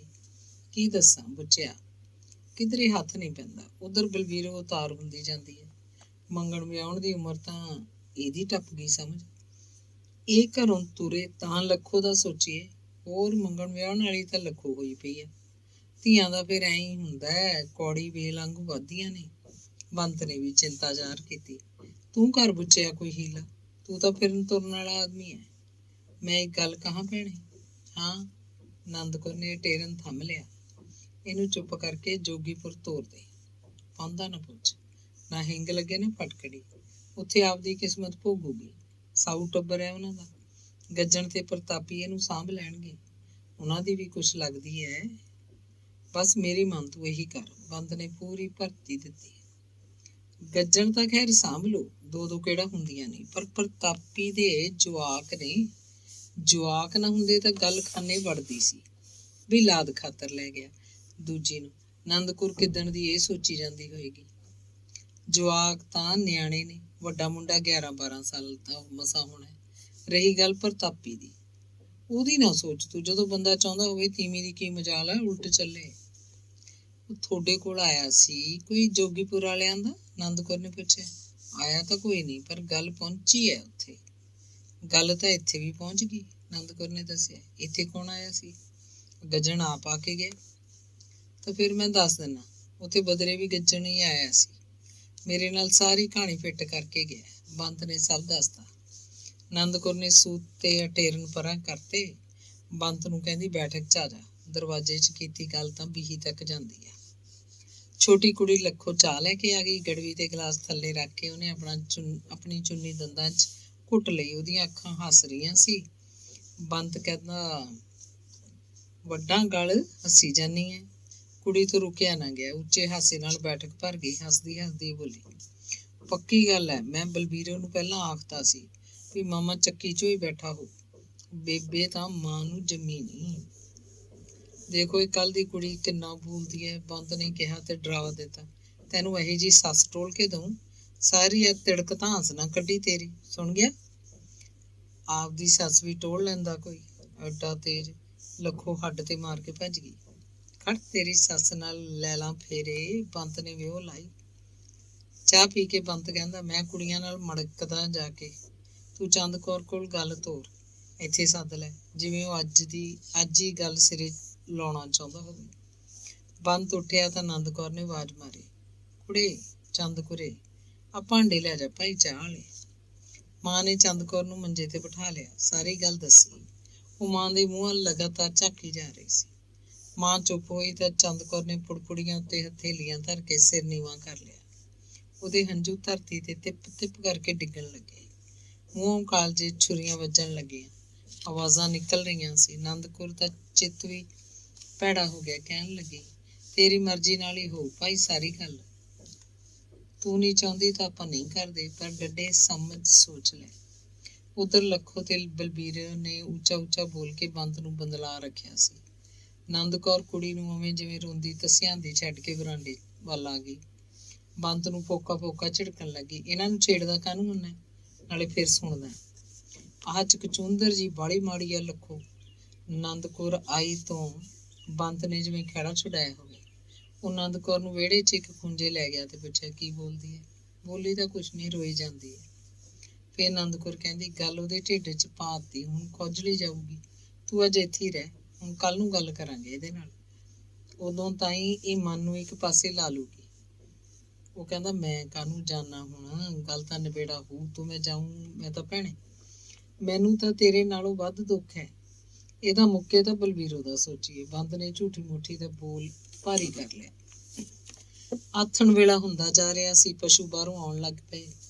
ਬੰਦ ਦੇ ਮਨ ਨੂੰ ਤਸੱਲੀ ਸੀ, ਆਨੰਦ ਕੌਰ ਮੰਨ ਗਈ, ਬਸ ਹੁਣ ਬੇੜਾ ਪਾਰ ਹੈ। ਆਨੰਦ ਕੌਰ ਦਾ ਹੀ ਡਰ ਸੀ, ਉਹ ਘਰੋਂ ਬਾਹਰ ਹੋ ਗਿਆ। ਲਹਿਰੇ ਉਹ ਅਨੇਕਾਂ ਵਾਰ ਆ ਚੁੱਕਿਆ ਸੀ ਇੱਥੇ, ਤਾਂ ਉਹ 10-10 ਦਿਨ ਲਾ ਕੇ ਜਾਂਦਾ ਹੁੰਦਾ ਸੀ। ਪਿੰਡ ਦੇ ਬਹੁਤ ਸਾਰੇ ਬੰਦਿਆਂ ਨੂੰ ਉਹ ਜਾਣਦਾ ਸੀ, ਉਹਨਾਂ ਬੰਦਿਆਂ ਨੂੰ ਵੀ ਜਿਹੜੇ ਉਹਦੇ ਆਪਣੇ ਵਰਗੇ ਸੀ, ਫੀਮਾ ਵੇਚਣ ਵਾਲੇ, ਦਾਰੂ ਕੱਢਣ ਵਾਲੇ ਤੇ ਹੋਰ ਭੰਗੀ ਪੋਸਤੀ। ਸੂਹ ਲੈ ਕੇ ਉਹ ਮਜਬੀਆਂ ਵਿਹੜੇ ਗਿਆ ਤੇ ਇੱਕ ਪੱਕੇ ਟਿਕਾਣੇ ਤੋਂ ਦਾਰੂ ਦਾ ਦੀਆ ਫੜ ਲਿਆ। ਦਾਰੂ ਨੂੰ ਅੱਗ ਲਾ ਕੇ ਨਹੀਂ ਦੇਖਿਆ, ਇੱਕ ਪੈਗ ਪੀ ਲਿਆ। ਉੱਥੇ ਹੀ ਬੈਠਾ ਰਿਹਾ ਤੇ ਉਹਨਾਂ ਨੂੰ ਵਧੀਆ ਦਾਰੂ ਕੱਢਣ ਦੇ ਨੁਸਖੇ ਦੱਸਣ ਲੱਗਿਆ। 5-10 ਮਿੰਟਾਂ 'ਚ ਹੀ ਉਹਨੇ ਪਰਖ ਲਿਆ ਕਿ ਦਾਰੂ ਚੰਗੀ ਹੈ। ਦੂਜੇ ਦਿਨ ਆਨੰਦ ਕੌਰ ਕੱਲੀ ਨੇ ਚੰਦ ਕੌਰ ਨਾਲ ਗੱਲਾਂ ਕੀਤੀਆਂ ਹੋਣਗੀਆਂ। ਉਹਨੇ ਬੰਤ ਨੂੰ ਦੱਸਿਆ ਕਿ ਉਹ ਦੁਚਿੱਤੀ 'ਚ ਹੈ, ਲੱਗਦਾ ਮੰਨ ਜਾਏਗੀ। ਉਹ ਇੱਕ ਦਿਨ ਹੋਰ ਇੱਥੇ ਰਹੇ ਤੇ ਕੁੜੀ ਦੀ ਪੂਰੀ ਹਾਂ ਨਾ ਲੈ ਕੇ ਜਾਵੇ। ਸਾਰਾ ਦਿਨ ਪਿੰਡ 'ਚ ਇੱਧਰ ਉੱਧਰ ਆਪਣੇ ਜਾਣਕਾਰ ਬੰਦਿਆਂ ਕੋਲ ਬੈਠਾ ਰਿਹਾ। ਘਰੇ ਤਾਂ ਬਸ ਰੋਟੀ ਖਾਣ ਆਇਆ ਤਾਂ ਛੋਟੀਆਂ ਕੁੜੀਆਂ ਨਾਲ ਕੋਈ ਗੱਲ ਨਹੀਂ ਕੀਤੀ। ਉਹਨਾਂ ਵੱਲ ਪਾਸਾ ਹੀ ਵੱਟੀ ਰੱਖਿਆ। ਆਥਣੇ ਦਾਰੂ ਪੀ ਕੇ ਘਰ ਵੜਿਆ। ਆਨੰਦ ਕੌਰ ਨੇ ਉਹਨੂੰ ਰੋਟੀ ਖਵਾਤੀ, ਗੱਲ ਕੋਈ ਕੀਤੀ ਨਹੀਂ। ਬੰਤ ਨੇ ਵੀ ਕੁਝ ਨਹੀਂ ਪੁੱਛਿਆ। ਅਗਲੇ ਦਿਨ ਆਨੰਦ ਕੌਰ ਤੜਕੇ ਹੀ ਬੰਤ ਨੂੰ ਚਾਹ ਦੀ ਗੜਵੀ ਦੇਣ ਆਈ। ਉਹਦੀਆਂ ਪੈਂਦਾਂ ਤੇ ਬੈਠ ਗਈ। ਦੱਸਿਆ ਕਿ ਚੰਦ ਕੌਰ ਲਗਭਗ ਮੰਨ ਗਈ ਹੈ। ਉਹ ਅੱਜ ਹੀ ਸਿੱਧਾ ਇੱਥੋਂ ਜੋਗੀਪੁਰ ਜਾਵੇ ਤੇ ਗੱਜਣ ਨਾਲ ਪੂਰੀ ਗੱਲ ਨਿਬੇੜ ਕੇ ਉਹਨੂੰ ਲੈ ਆਵੇ। ਆਪ ਵੀ ਨਾਲ ਆਵੇ। 100 ਗੱਲ ਕਰਨੀ ਪੈ ਜਾਂਦੀ ਹੈ, ਵਿਚਲਾ ਬੰਦਾ ਨਾਲ ਹੋਣਾ ਜ਼ਰੂਰੀ ਹੈ। ਅੰਗ 10ਵਾਂ। ਅਗਵਾੜ ਦੀ ਸੱਥ 'ਚ ਪੁਰਾਣੇ ਦੋ ਵੱਡੇ ਖੂਹ ਦੀ ਚੌਂਕੜੀ ਉੱਤੇ ਆਥਣ ਵੇਲੇ ਬੈਠੇ ਬੰਦੇ ਹੌਲੀ ਹੌਲੀ ਘੋਰ ਮਸੋਰਾ ਕਰ ਰਹੇ ਸੀ। ਜੈਮਲਕਾ ਕਹਿੰਦੇ, ਕੱਲ ਚਾਨਣ ਦੀ ਬਹੂ ਨੂੰ ਲੈ ਆਇਆ, ਕੋਈ ਆਖ ਰਿਹਾ ਸੀ। ਕਹਿੰਦੇ ਕੀ ਪੱਕੀ ਗੱਲ ਆ, ਨਾਲੇ ਊਂ ਥੋੜਾ ਪੱਕਾ ਕੰਮ ਕਰਕੇ ਲਿਆਂਦੀ ਹੈ। ਪੱਕਾ ਕਿਵੇਂ? ਹੁਣ ਦੋਹਾਂ ਨੂੰ ਰੱਖੂ, ਉਹ ਵੀ ਤੇ ਇਹ ਵੀ। ਕਿਉਂ ਬਈ? ਪ੍ਰਤਾਪੀ ਦੀ ਰਜਾਮੰਦੀ ਹੋਣੀ ਹੈ। ਰਜਾਮੰਦੀ ਹੋਵੇ ਨਾ ਹੋਵੇ, ਬਿਠਾਤੀ ਕੇਰਾਂ ਤਾਂ ਚੁੱਲ੍ਹੇ ਤੇ ਲਿਆ ਕੇ। ਆਉਣ ਵਾਲੀ ਨੇ ਵੀ ਲੋੜਾ ਮਾਰਿਆ, ਬਈ ਮੰਨ ਕਿਵੇਂ ਗਈ? ਤੀਵੀਂ ਦਾ ਕੀ ਹੁੰਦਾ ਹੈ, ਕੋਈ ਲਾਲਚ ਦਿੱਤਾ ਹੋਣਾ, ਫਿਰ ਭਾਈ ਸਾਕ ਸਕੀਰੀ ਦਾ ਜ਼ੋਰ ਚੜ ਗਿਆ ਹੋਊ ਕਿਧਰੇ। ਤੁਸੀਂ ਯਾਰ ਵਿਚਲੀ ਗੱਲ ਨਹੀਂ ਫੜਦੇ। ਲਾਲਚ ਤਾਂ ਗੱਜਣ ਨੂੰ ਹੈ। ਤੀਵੀਂ ਦਾ ਲਾਲਚ? ਤੀਵੀਂ ਦਾ ਨਹੀਂ, ਨਵੀਂ ਤੀਵੀਂ ਦਾ। ਉਹ ਤੀਵੀਂ ਦਾ ਲਾਲਚ ਨਹੀਂ ਤਗੜਿਆ, ਜੀਵੀਂ ਦਾ। ਕਿਵੇਂ ਬਈ? ਉਹ 16 ਘੁਮਾ ਹੈ ਕਿ ਨਹੀਂ? ਜੈਮਲ ਦਾ ਵਾਹਣ ਮਰੇ ਤੋਂ ਤਿੰਨਾਂ ਦੇ ਨਾਂ ਚੜ ਗਿਆ ਸੀ। ਗੱਜਣ ਇੱਕ ਤਾਂ, ਕੁੜੀ ਭਾਨੋ ਤੇ ਤੀਜਾ ਹਿੱਸਾ ਚਾਨਣ ਦਾ ਇਸ ਬਹੂ ਦੇ ਨਾਂ। ਅੱਛਾ, ਹੋਰ ਹੁਣ ਚੜੇ ਨਾ। ਚਾਨਣ ਦਾ ਵਿਆਹ ਸੀ ਇਹੋ, ਤੇ ਕੁੜੀ ਦਾ ਹਿੱਸਾ ਭਾਨੋ ਨੇ ਤਾਂ ਗੱਜਣ ਨੂੰ ਹੀ ਦੇ ਦਿੱਤਾ। ਕੁੜੀ ਤਾਂ ਭੈੜਿਆ ਰੱਜੀ ਰੂਹ ਹੈ, ਉਹਨੂੰ ਲਾਲਚ ਨਹੀਂ ਸੀ। ਪ੍ਰਾਹੁਣਾ ਵੀ ਦੇਵਤਾ ਰੂਪ ਜਮਾਂ ਸਾਧ। ਠੀਕ ਠੀਕ, ਹੁਣ ਚਾਨਣ ਦੇ ਹਿੱਸੇ ਦੀ ਸਮਝ ਗੱਜਣ ਕੋਲ ਹੀ ਰਹਿ ਜੂ। ਦੇਖ ਲੋ ਜਿਮੀ ਖਾਤਰ ਲੋਕ ਕੀ ਕੀ ਹੂਲੇ ਫੱਕਦੇ ਆ। ਓਏ ਨਾਲੇ ਪ੍ਰਤਾਪੀ ਤਾਂ ਢਲੀ ਪਈ ਐ, ਇਹ ਨਵੀਂ ਬਹੂ ਨਵਾਂ ਹੱਡ ਦੂਰੀ ਮਾਰ ਮਾਰ ਗਿਆ ਮੇਰਾ ਸਾਲਾ ਜੈਮਲ, ਤੂੰ ਤੁੜ ਜਾ। ਚੰਦਕੁਰ ਜਿੱਦਣ ਦੀ ਆਈ ਸੀ ਦਰਵਾਜ਼ਿਓਂ ਬਾਹਰ ਨਹੀਂ ਨਿਕਲਦੀ ਸੀ। ਨੇਰੇ ਸਵੇਰੇ ਬੀਬੋ ਨੂੰ ਨਾਲ ਲੈ ਕੇ ਬਾਹਰ ਜੰਗਲ ਪਾਣੀ ਜਾ ਆਉਂਦੀ ਬਸ। ਪ੍ਰਤਾਪੀ ਉਹਨੂੰ ਕਿਸੇ ਕੰਮ ਨੂੰ ਨਾ ਕਹਿੰਦੀ। ਚੰਦਕੁਰ ਆਪ ਹੀ ਸਾਹਮਣੇ ਪਿਆ ਕੋਈ ਕੰਮ ਦੇਖਦੀ, ਕਰਨ ਲੱਗਦੀ। ਭਾਂਡੇ ਉਹੀ ਮਾਂਜਦੀ, ਵਿਹੜਾ ਸੰਭਰ ਦਿੰਦੀ। ਪ੍ਰਤਾਪੀ ਨੂੰ ਲੱਗਦਾ ਜਿਵੇਂ ਚੰਦਕੁਰ ਕੋਈ ਹਵਾ ਹੈ, ਦਿਸਦੀ ਨਹੀਂ ਪਰ ਚਲਦੀ ਫਿਰਦੀ ਮਹਿਸੂਸ ਹੁੰਦੀ ਹੈ। ਪ੍ਰਾਹੁਣੀ ਹੈ, 4 ਦਿਨਾਂ ਦੀ ਚਲੀ ਜਾਏਗੀ। ਵਾਧੂ ਦੀ ਕੋਈ ਚੀਜ਼ ਹੈ, ਇੱਕ ਦਿਨ ਉਹਨੇ ਖਤਮ ਹੋ ਹੀ ਜਾਣਾ। ਉਹਨੂੰ ਵਿਸ਼ਵਾਸ ਨਹੀਂ ਆਉਂਦਾ ਸੀ ਕਿ ਉਹਦੇ ਆਦਮੀ ਦੀ ਉਹ ਕੋਈ ਦੂਜੀ ਤੀਵੀਂ ਹੈ ਤੇ ਉਹਦੇ ਚੁੱਲ੍ਹੇ ਤੇ ਮੱਲੋ ਮੱਲੀ ਲਿਆ ਕੇ ਬਿਠਾਤੀ ਗਈ ਹੈ। ਪਰ ਸੱਚ ਨੇ ਤਾਂ ਸੱਚ ਰਹਿਣਾ ਸੀ। ਸੱਚ ਤਾਂ ਸੂਰਜ ਵਾਂਗ ਸਾਹਮਣੇ ਸੀ, ਅੱਖਾਂ ਉੱਤੇ ਸਿੱਧਾ ਵੱਜਦਾ ਤੇ ਪੁਤਲੀਆਂ ਨੂੰ ਬਾਹਰ ਕੱਢ ਕੇ ਸੁੱਟਣ ਤੱਕ ਜਾਂਦਾ। ਉਸੇ ਦਿਨ ਤੋਂ ਰਾਤ ਨੂੰ ਪ੍ਰਤਾਪੀ ਸਬਾਤ ਸਾਹਮਣੇ ਵਿਹੜੇ 'ਚ ਮੰਜਾ ਢਾ ਕੇ ਪੈਣ ਲੱਗੀ।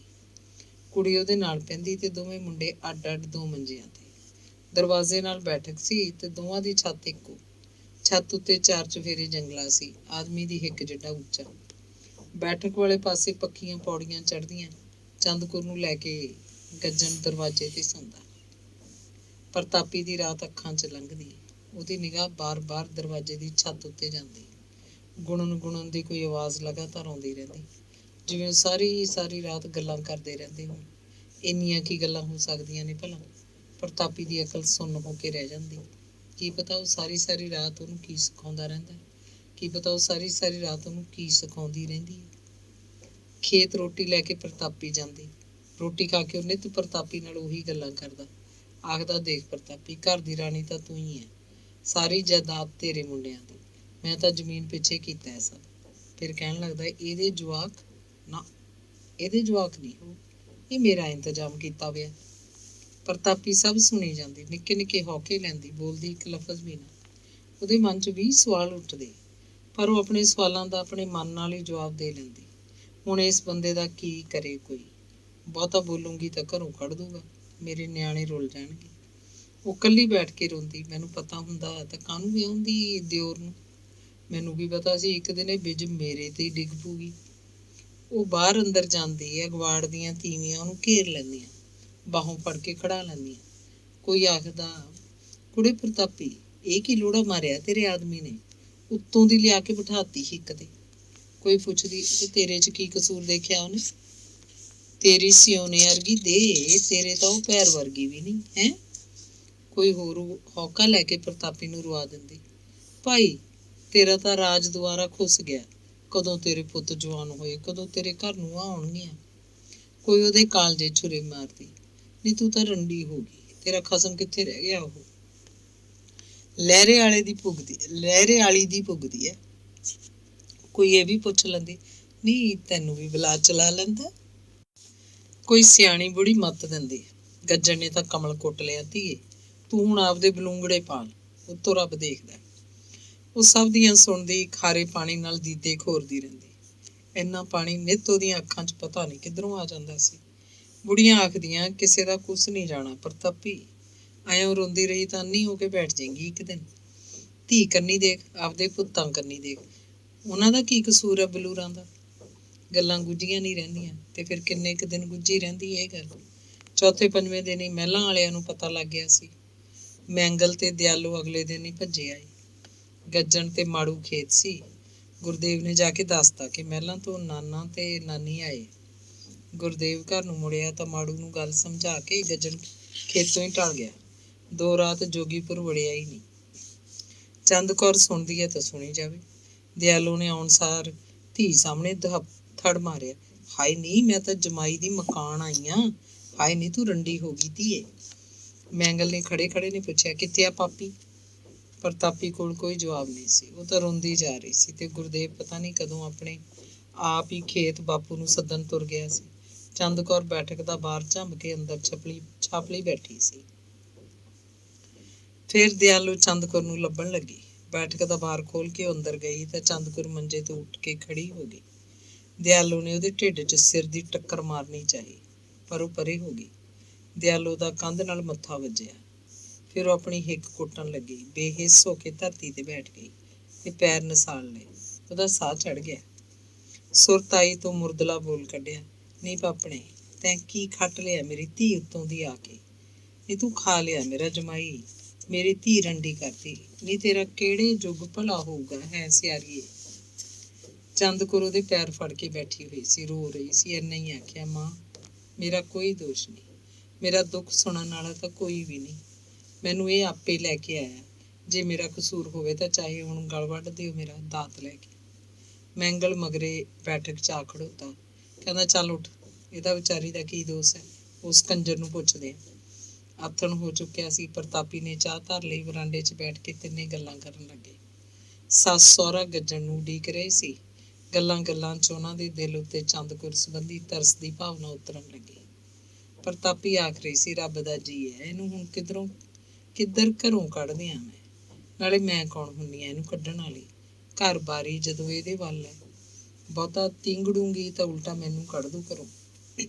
ਤੈਨੂੰ ਕਿਵੇਂ ਕੱਢ ਦੂ? ਅਸੀਂ ਮਰ ਤਾਂ ਨਹੀਂ ਗਏ, ਅਸੀਂ ਵੀ ਕੁਛ ਧਰਾਉਣੇ ਆ, ਮੈਂਗਲ ਆਖ ਰਿਹਾ ਸੀ। ਡੂੰਘਾ ਹਨੇਰਾ ਹੋ ਚੁੱਕਿਆ ਸੀ। ਗੱਜਣ ਨਹੀਂ ਆਇਆ। ਪ੍ਰਤਾਪੀ ਨੇ ਰੋਟੀ ਪਕਾਈ। ਪਹਿਲਾਂ ਜਵਾਕਾਂ ਨੇ ਖਾ ਲਈ, ਫਿਰ ਬੁੜਾ ਬੁੜੀ ਖਾਣ ਲੱਗੇ। ਹੁਣ ਉਹ ਕੁਝ ਸ਼ਾਂਤ ਸੀ। ਪ੍ਰਤਾਪੀ ਨੇ ਥਾਲੀ 'ਚ 3 ਰੋਟੀਆਂ ਦੇ ਖੰਨੇ ਤੋੜ ਕੇ ਧਰਤੇ। ਕੌਲੀ 'ਚ ਮੂੰਗੀ ਦੀ ਦਾਲ ਪਾਤੀ। ਪਾਣੀ ਗੁਰਦੇਵ ਆਪ ਹੀ ਲੈ ਗਿਆ ਸੀ। ਉਹ ਮਾਸੀ ਨੂੰ ਰੋਟੀ ਖਵਾ ਆਇਆ। ਰਾਤ ਨੂੰ ਵੀ ਗੁਰਦੇਵ ਮਾਸੀ ਕੋਲ ਦਰਵਾਜ਼ੇ ਤੇ ਪੈ ਗਿਆ। ਮੁੰਡਾ ਹੈਰਾਨ ਸੀ, ਉਹ ਅੱਜ ਬਹੁਤੀ ਗੱਲਬਾਤ ਕਿਉਂ ਨਹੀਂ ਕਰ ਰਹੀ, ਹੌਕੇ ਕਿਉਂ ਲੈ ਰਹੀ ਹੈ। ਦੂਜੇ ਦਿਨ ਦੁਪਹਿਰੇ ਜੇ ਮੈਂਗਲ ਤੇ ਦਿਆਲੋ ਆਪਣੇ ਪਿੰਡ ਨੂੰ ਉੱਠ ਗਏ। ਜਾਂਦੇ ਹੋਏ ਪ੍ਰਤਾਪੀ ਦਾ ਪੂਰਾ ਦਿਲ ਧਰਾ ਕੇ ਗਏ। ਚੰਦ ਕੌਰ ਬੈਠਕ 'ਚ ਸੀ, ਉਹਦੇ ਨਾਲ ਕੋਈ ਗੱਲ ਨਹੀਂ ਕੀਤੀ। ਪ੍ਰਤਾਪੀ ਨੂੰ ਪਤਾ ਲੱਗ ਗਿਆ ਸੀ ਕਿ ਸਾਰੇ ਕੰਡੇ ਬਦਰੇ ਵਾਲੇ ਬੰਤ ਬੁੱਚੇ ਨੇ ਬੀਜੇ ਨੇ। ਇੱਕ ਦਿਨ ਉਹ ਬੀਬੋ ਨੂੰ ਲੈ ਕੇ ਬਦਰੇ ਗਈ। ਭੂਆ ਤਾਂ ਪਹਿਲਾਂ ਹੀ ਤਪੀ ਬੈਠੀ ਸੀ। ਉਹਨੇ ਪਹਿਲਾਂ ਹੀ ਬੰਤ ਦੀ ਛਿੱਦੀ ਪਤਲੀ ਕਰਤੀ ਸੀ। ਉਹਨੂੰ 100 ਸੁਣਾਈਆਂ ਸੀ। ਆਖਿਆ ਸੀ, ਕੀੜੇ ਪੈ ਕੇ ਮਰੇਗਾ ਦੁਸ਼ਟਾ, ਉਹ ਮੇਰੀ ਭਤੀਜੀ ਨੂੰ ਅੱਕ ਬੀਜਤਾ, ਤੇਰਾ ਕਿਸੇ ਯੁੱਗ ਭਲਾ ਨਹੀਂ ਹੋਣਾ। ਜੋਗੀਪੁਰ ਵਾਲੇ ਤੋਂ ਹੱਡ ਖਾ ਕੇ ਆਹ ਕੰਮ ਕੀਤਾ ਤੂੰ। ਬੰਤ ਬੇਸ਼ਰਮ ਸੀ। ਬਿੰਦੇ ਬਿੰਦੇ ਇਹ ਆਖਦਾ ਰਿਹਾ, ਕਿਉਂ ਕੁੱਤਿਆਂ ਵਾਂਗੂ ਭੌਂਕੀ ਜਾਂਦੀ ਹੈ। ਪ੍ਰਤਾਪੀ ਗਈ ਤਾਂ ਬੰਤ ਘਰ ਨਹੀਂ ਸੀ। ਉਹ ਕੀਤੂ ਦੀ ਬਹੂ ਨੂੰ ਹੀ ਟੁੱਟ ਕੇ ਪੈ ਗਈ। ਉਹਨੂੰ ਸਮਝਾਇਆ ਨਾ, ਪਤੰਦਰ ਨੂੰ, 2 ਕਸਮ ਸਾਂਭੀ ਬੈਠੀ ਹੈ, ਸਾਰੀ ਦੁਨੀਆ ਤੇਰੇ ਵਰਗੀ ਨਹੀਂ, ਮੇਰਾ ਘਰ ਉਜਾੜ ਕੇ ਰੱਖਤਾ ਵਸਦਾ ਰਸਦਾ। ਤੂੰ ਫਿਰ ਇੰਨਾ ਕਹਿ ਕੇ ਰੋਣ ਲੱਗ ਪਈ। ਕਿੱਥੇ ਆ ਹੁਣ ਪਲੇਗ ਦੇ ਜਾਣਾ, ਖਾਵਾਂ ਉਹਦਾ ਕਾਲਜਾ ਕੱਢ ਕੇ। ਕੀਤੂ ਦੀ ਬਹੂ ਕੁਛ ਨਹੀਂ ਬੋਲੀ, ਸਭ ਸੁਣੀ ਗਈ।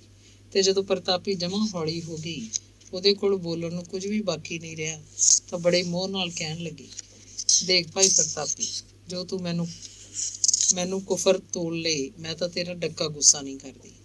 ਕਿਉਂ ਤੂੰ ਦੁਖੀ ਆ, ਪੁੱਜ ਕੇ ਦੁਖੀ। ਅੱਜ ਦੀ ਘੜੀ ਮੈਂ ਕਿਹੜਾ ਜਾਣਦੀ ਨਹੀਂ, ਪਰ ਮੈਂ ਤਾਂ ਉਦਣ ਹੀ ਸਮਝੌਤੀ ਦੇਤੀ ਸੀ ਵੀ ਮਹਿਲਾਂ ਵਾਲੀ ਕੁੜੀ ਗਰੀਬਣੀ ਆ ਵਿਚਾਰੀ, ਦੇਖੀ ਸੋਚ ਸਮਝ ਕੇ ਕਰੀ ਕੋਈ ਗੱਲ। ਮੈਂ ਆਖਿਆ ਜਾਂ ਨਹੀਂ, ਉਹ ਉੱਤੇ ਰੱਬ ਜਾਣਦਾ, ਪਰ ਭਾਈ ਤੇਰੇ ਆਦਮੀ ਨੇ ਪੱਟੀ ਨਹੀਂ ਬੰਨਣ ਦਿੱਤੀ, ਤੁੰਨ ਕੇ ਲੈ ਗਿਆ ਲਹਿਰੇ ਨੂੰ। ਫਿਰ ਇਹ ਕੀ ਕਰਦਾ ਸਾਡਾ? ਕੀਤੂ ਦੀ ਬਹੂ ਨੇ ਵਕੀਲਾਂ ਵਾਂਗ ਬੋਲ ਕੇ ਪ੍ਰਤਾਪੀ ਦੀ ਸੁਰਤ ਟਿਕਾਣੇ ਲਿਆਤੀ। ਉਹ ਦੁਪਹਿਰੇ ਗਈ ਸੀ, ਆਥਣ ਨੂੰ ਪਿੰਡ ਆ ਗਈ। ਭੂਆ ਨੇ ਬਹੁਤ ਕਿਹਾ ਕਿ ਉਹ ਰਾਤ ਰਹਿ ਪਵੇ, ਗੱਲਾਂ ਕਰਾਂਗੀਆਂ, ਪਰ ਨਹੀਂ, ਪ੍ਰਤਾਪੀ ਨੂੰ ਗੱਲਾਂ ਕੀ ਸੂਝਦੀਆਂ ਸੀ। ਉਹਦਾ ਕਿਧਰੇ ਮਨ ਨਹੀਂ ਟਿਕਦਾ ਸੀ। ਉਹ ਨਿਗਾਹ ਟਿਕਾ ਕੇ ਸੋਚਣ ਲੱਗੀ ਤਾਂ ਅੱਖਾਂ ਮੂਹਰੇ ਕੰਧਾਂ ਕੋਲੇ ਘੁੰਮ ਰਹੇ ਹੁੰਦੇ। ਗੱਜਣ ਦਾ ਡੰਗਰ ਪਸ਼ੂ ਬਾਹਰਲੇ ਘਰ ਬੰਨਿਆ ਹੁੰਦਾ, ਪਸ਼ੂਆਂ ਕੋਲ ਪਾਲੀ ਪੈਂਦਾ। ਪਾਲੀ ਮੁੰਡਾ ਮਾੜੂ ਦਲਿਤ ਦਾ ਭਤੀਜਾ ਸੀ, ਘੁੱਗੀ ਨਾਂ ਸੀ ਉਹਦਾ। ਗੱਜਣ ਨੇ ਘੁੱਗੀ ਨੂੰ ਕਿਹਾ ਕਿ ਉਹ ਆਪਣੇ ਘਰ ਜਾ ਕੇ ਪੈ ਜਾਇਆ ਕਰੇ, ਪਸ਼ੂਆਂ ਕੋਲੋਂ ਆਪੇ ਪਿਆ ਕਰੇਗਾ। ਬਾਹਰਲੇ ਘਰ ਇੱਕ ਲੰਮਾ ਵਰਾਂਡਾ ਸੀ ਤੇ ਵਿੱਚ ਖੁਰਲੀ, ਇੱਕ ਲੰਮੀ ਖੁਰਲੀ ਵਿਹੜੇ ਵਿੱਚ ਵੀ ਸੀ। ਘਰ ਦੇ ਬਾਹਰ ਨੂੰ ਖਿੜਕ ਲੱਗਿਆ ਹੋਇਆ ਸੀ ਤੇ ਇੱਕ ਪਾਸੇ ਪੱਕੀ ਬੈਠਕ। ਗੱਜਣ ਨੇ ਬੈਠਕ ਦੇ ਨਾਲ ਲੱਗਵੀਂ ਝਲਾਣੀ ਪਾ ਦਿੱਤੀ। ਚੰਦ ਕੌਰ ਨੂੰ ਉੱਥੇ ਬੈਠਕ 'ਚ ਲੈ ਗਿਆ ਤੇ ਫਿਰ ਬਹੁਤਾ ਕਰਕੇ ਉਹ ਬਾਹਰਲੇ ਘਰ ਹੀ ਰਹਿੰਦਾ। ਅੰਦਰਲੇ ਘਰ ਵੀ ਆਉਂਦਾ ਤਾਂ ਪ੍ਰਤਾਪੀ ਨਾਲ ਐਵੇਂ ਵਾਧੂ ਦੀਆਂ ਗੱਲਾਂ ਮਾਰਦਾ। ਪ੍ਰਤਾਪੀ ਨੇ ਸਬਰ ਕਰ ਲਿਆ। ਬਾਊ ਮੁੰਦਰਾਂ ਵਾਲਾ ਉਹਨਾਂ ਦੇ ਘਰ 5ਵੇਂ-7ਵੇਂ ਦਿਨ ਗੇੜਾ ਮਾਰਦਾ ਤੇ ਪ੍ਰਤਾਪੀ ਨੂੰ ਸਮਝਾਉਣ ਲੱਗਦਾ, ਭਾਈ ਬਹੂ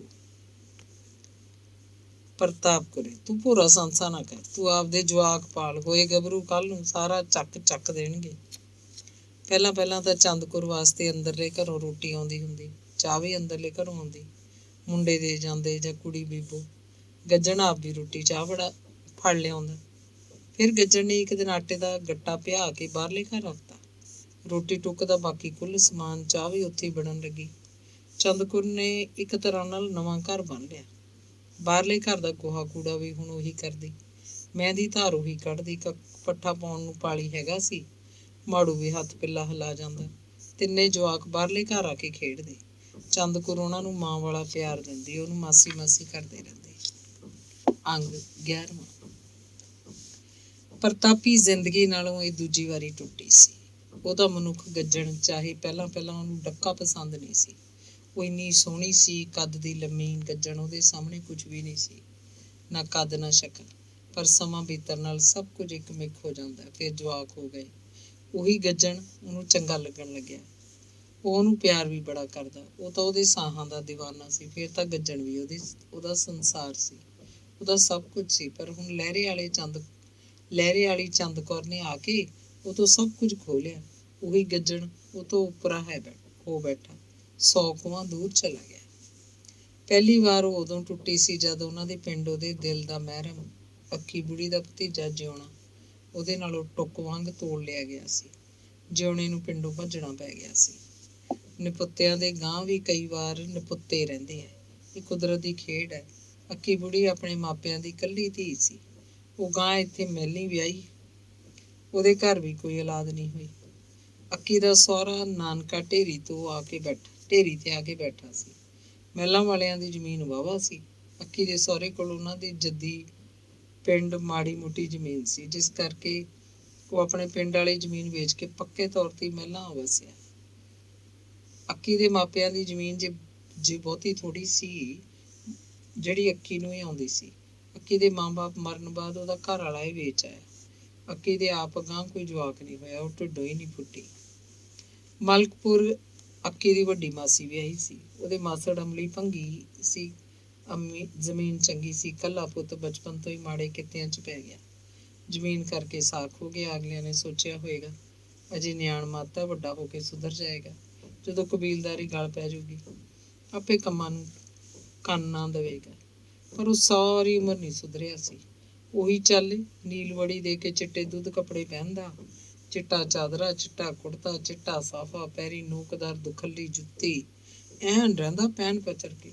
ਕੰਮ ਦਾ ਡੱਕਾ ਨਹੀਂ ਤੋੜਦਾ ਸੀ। ਜ਼ਮੀਨ ਹਿੱਸੇ ਤੇ ਦਿੰਦਾ, ਹਿੱਸੇ ਵਾਲੇ ਜੋ ਵੀ ਦਿੰਦੇ ਲੈ ਲੈਂਦਾ। ਕਦੇ ਵੀ ਖੇਤ ਗੇੜਾ ਨਾ ਮਾਰਦਾ। ਫੀਮ ਖਾਂਦਾ, ਚਿਲਮ ਪੀਂਦਾ। ਜਵਾਕ 4 ਜੰਮ ਲਏ, ਚਾਰੇ ਮੁੰਡੇ। ਕਬੀਲਦਾਰੀ ਖਿੰਡਣ ਲੱਗੀ ਤਾਂ ਜ਼ਮੀਨ ਗਹਿਣੇ ਧਰਨ ਲੱਗ ਪਿਆ।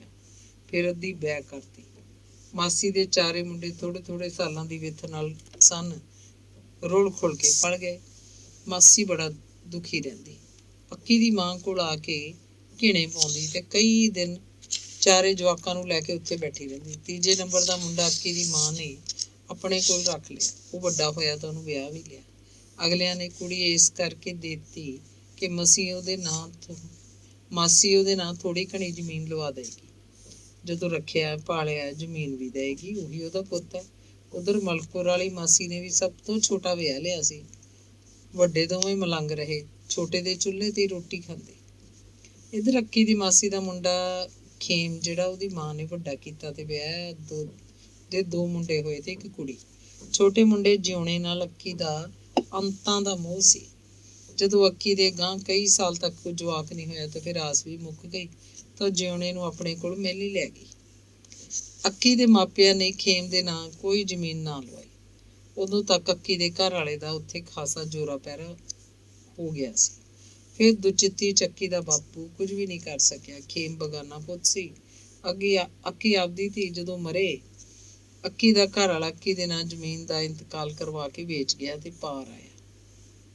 ਜ਼ਮੀਨ ਲੈਣ ਵਾਲੇ ਸ਼ਰੀਕਾਂ ਨੇ ਤਾਂ ਚੁੱਪ ਗੜੁੱਪ ਵਿੱਚ ਹੀ ਸਭ ਕਰਵਾ ਲਿਆ ਸੀ। ਖੇਮ ਕੋਲ ਕੱਲਾ ਘਰ ਰਹਿ ਗਿਆ। ਪੰਚਾਇਤ ਨੇ ਵਿੱਚ ਪੈ ਕੇ ਉਹ ਤਾਂ ਉਹਨਾਂ ਦੇ ਕੋਲ ਹੀ ਰਹਿਣ ਦਿੱਤਾ। ਖੇਮ ਅੱਕੀ ਕੋਲੋਂ ਆਪਣਾ ਮੁੰਡਾ ਜਿਉਣਾ ਵਾਪਸ ਲਿਆਉਣਾ ਚਾਹੁੰਦਾ ਸੀ, ਪਰ ਉਹ ਲੱਖ ਯਤਨ ਕਰਨ ਤੇ ਵੀ ਨਹੀਂ ਗਿਆ। ਉਹਨੂੰ ਲੱਗਦਾ ਹੀ ਨਹੀਂ ਸੀ ਕਿ ਖੇਮ ਉਹਦਾ ਪਿਓ ਹੈ ਜਾਂ ਮਾਂ ਉਹਦੀ ਮਾਂ ਹੈ। ਅੱਕੀ ਭੂਆ ਹੀ ਉਹਦੀ ਮਾਂ ਸੀ। ਉਹ ਅੱਕੀ ਨੂੰ ਭੂਆ ਨਾ ਆਖਦਾ, ਬੇਬੇ ਆਖਦਾ। ਤੇ ਫਿਰ ਜਦੋਂ ਅੱਕੀ ਦਾ ਘਰ ਵਾਲਾ ਵੀ ਨਾ ਰਿਹਾ ਤਾਂ ਜਿਉਣਾ ਉਹਦੇ ਲਈ ਜ਼ਰੂਰਤ ਬਣ ਗਿਆ। ਘਰ 'ਚ ਬੰਦਾ ਤਾਂ ਚਾਹੀਦਾ ਹੀ ਹੈ। ਅੱਕੀ ਦਾ ਘਰ ਉਸੇ ਅਗਵਾੜ ਵਿੱਚ ਸੀ। ਚਾਹੇ ਉਹ ਬੜਗੁੱਤੇ ਸਨ, ਪਰ ਅਗਵਾੜ ਅੱਕੀ ਦੀ ਇੱਜ਼ਤ ਕਰਦਾ। ਹੁਣ ਤਾਂ ਕਿਸੇ ਨੂੰ ਪਤਾ ਵੀ ਨਹੀਂ ਸੀ ਕਿ ਅੱਕੀ ਬੜਗੋਤਿਆਂ ਦੀ ਹੈ। ਸਭ ਕੁਝ ਹੀ ਰਲਗੱਡ ਹੋ ਗਿਆ, ਸਭ ਕੁਝ ਹੀ ਭੁੱਲ ਭੁਲਾ ਗਿਆ।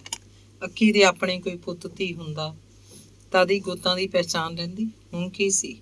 ਹੁਣ ਤਾਂ ਕੁਝ ਵੀ ਨਹੀਂ ਸੀ। ਬਸ ਜ਼ਮੀਨ ਸੀ, ਘਰ ਸੀ, ਇਹ ਵੀ ਪਤਾ ਨਹੀਂ ਕਿਹਨੂੰ ਜਾਣਾ ਸੀ ਸਭ ਕੁਝ। ਅੱਕੀ ਨੇ ਪੱਕਾ ਇਰਾਦਾ ਬਣਾ ਲਿਆ ਕਿ ਉਹ ਜਿਉਣੇ ਨੂੰ ਵਿਆਹੇਗੀ। ਜ਼ਮੀਨ ਤੇ ਸਾਰਾ ਘਰ-ਬਾਰ ਉਸੇ ਨੂੰ ਦੇ ਦੇਗੀ। ਹੋਰ ਉਹਨੇ ਕਿਹਨੂੰ ਦੇਣਾ? ਇੰਨਾ ਕੁਝ ਜਿਉਣਾ ਉਹਦੇ ਪੁੱਤਾਂ ਵਰਗਾ ਹੀ ਸੀ। ਅੱਕੀ ਨੂੰਹ ਦੇ ਸੁਪਨੇ ਲੈਣ ਲੱਗਦੀ। ਅੱਕੀ ਦਾ ਵਰਾਂਡਾ ਖਾਸਾ ਖੁੱਲ੍ਹਾ ਸੀ। ਕੁੜੀਆਂ ਨੇ ਉੱਥੇ ਦਰੀ ਦਾ ਅੱਡਾ ਲਾ ਲਿਆ।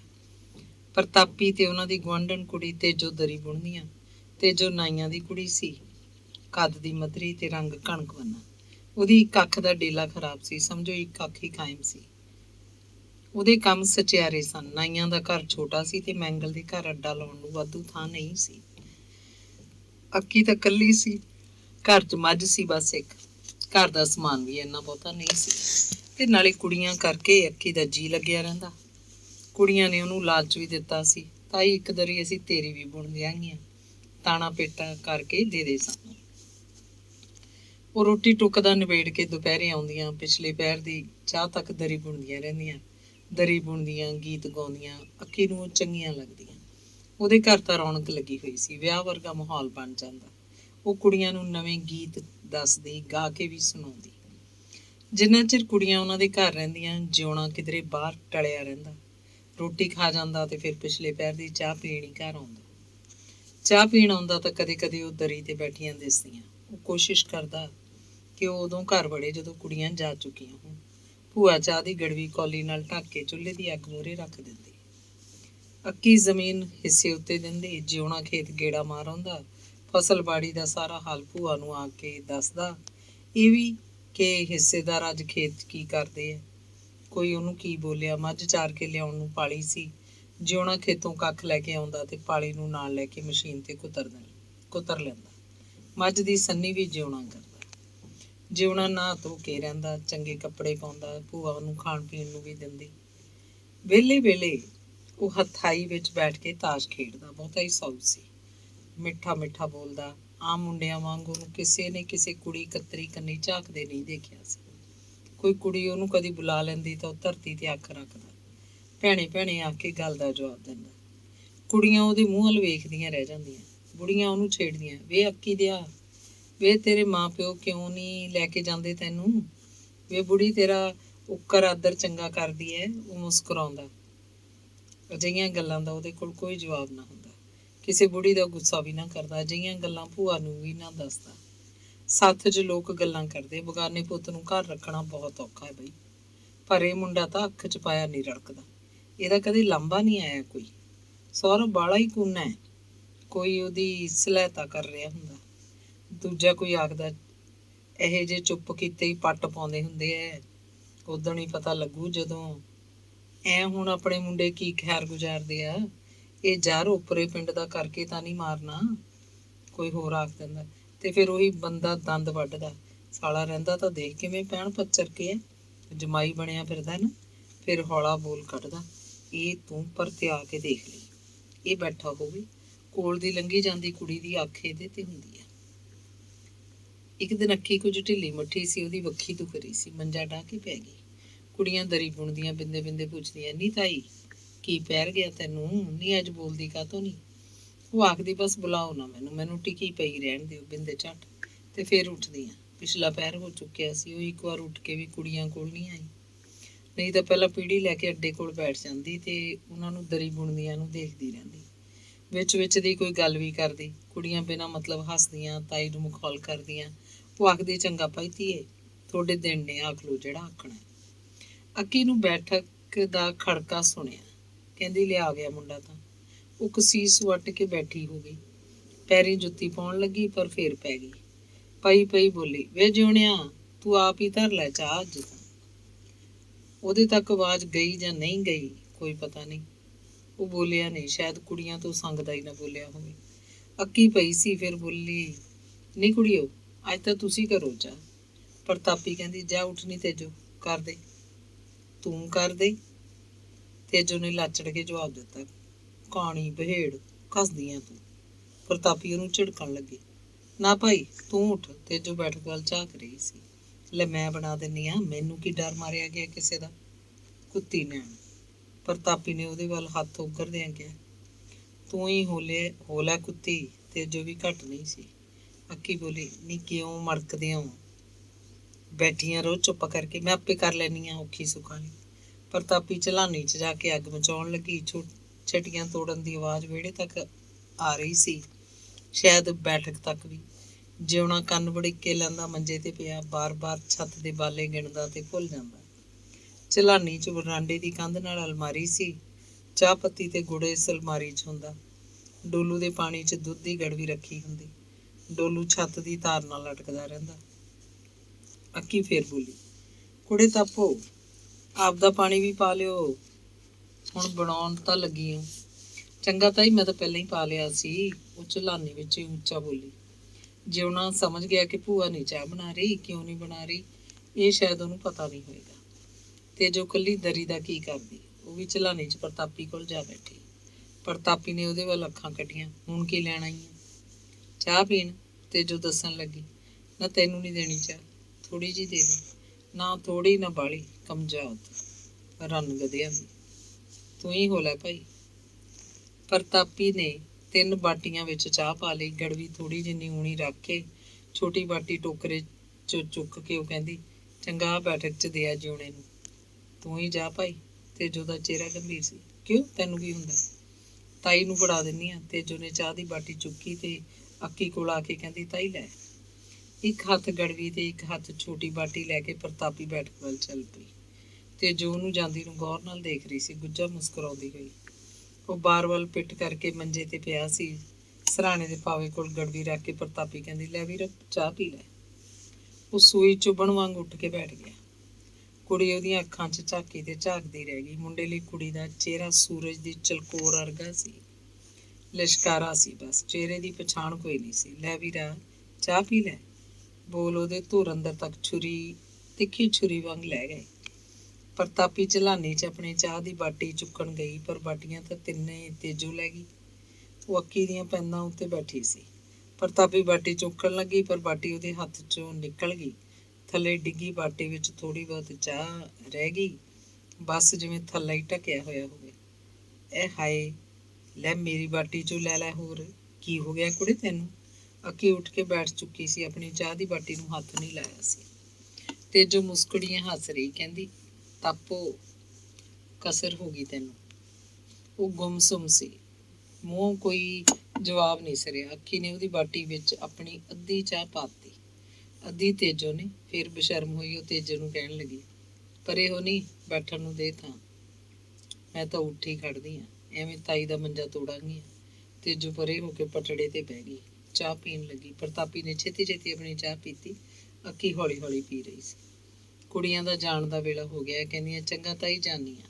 ਉਹ ਬੈਠਕ ਮੂਹਰ ਦੀ ਲੰਘੀਆਂ, ਦੋਵੇਂ ਚੁੱਪ-ਚਾਪ। ਪ੍ਰਤਾਪੀ ਨੇ ਦੇਖਿਆ ਸੀ ਜਿਉਣਾ ਪਹਿਲਾਂ ਵਾਂਗ ਹੀ ਪਿੱਠ ਕਰਕੇ ਪਿਆ ਹੋਇਆ ਸੀ। ਉਹਦਾ ਜੀ ਕੀਤਾ ਉਹ ਆਖ ਦੇਵੇ, ਚਾਹ ਤਾਂ ਪਾਣੀ ਬਣ ਗਈ ਵੀਰਾ।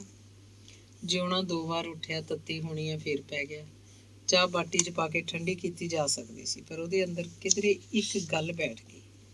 ਚਾਹ ਪੀਤੀ ਤਾਂ ਇਸ ਗੱਲ ਦਾ ਅਹਿਸਾਸ ਹੀ ਮੁੱਕ ਜਾਏਗਾ ਕਿ ਚਾਹ ਕਿਸੇ ਹੋਰ ਨੇ ਬਣਾ ਕੇ ਦਿੱਤੀ ਹੈ, ਤੇ ਜਿਹਦੇ ਬੋਲ ਅਜੇ ਤੱਕ ਉਹਦੇ ਕੰਨਾਂ 'ਚ ਗੂੰਜ ਰਹੇ।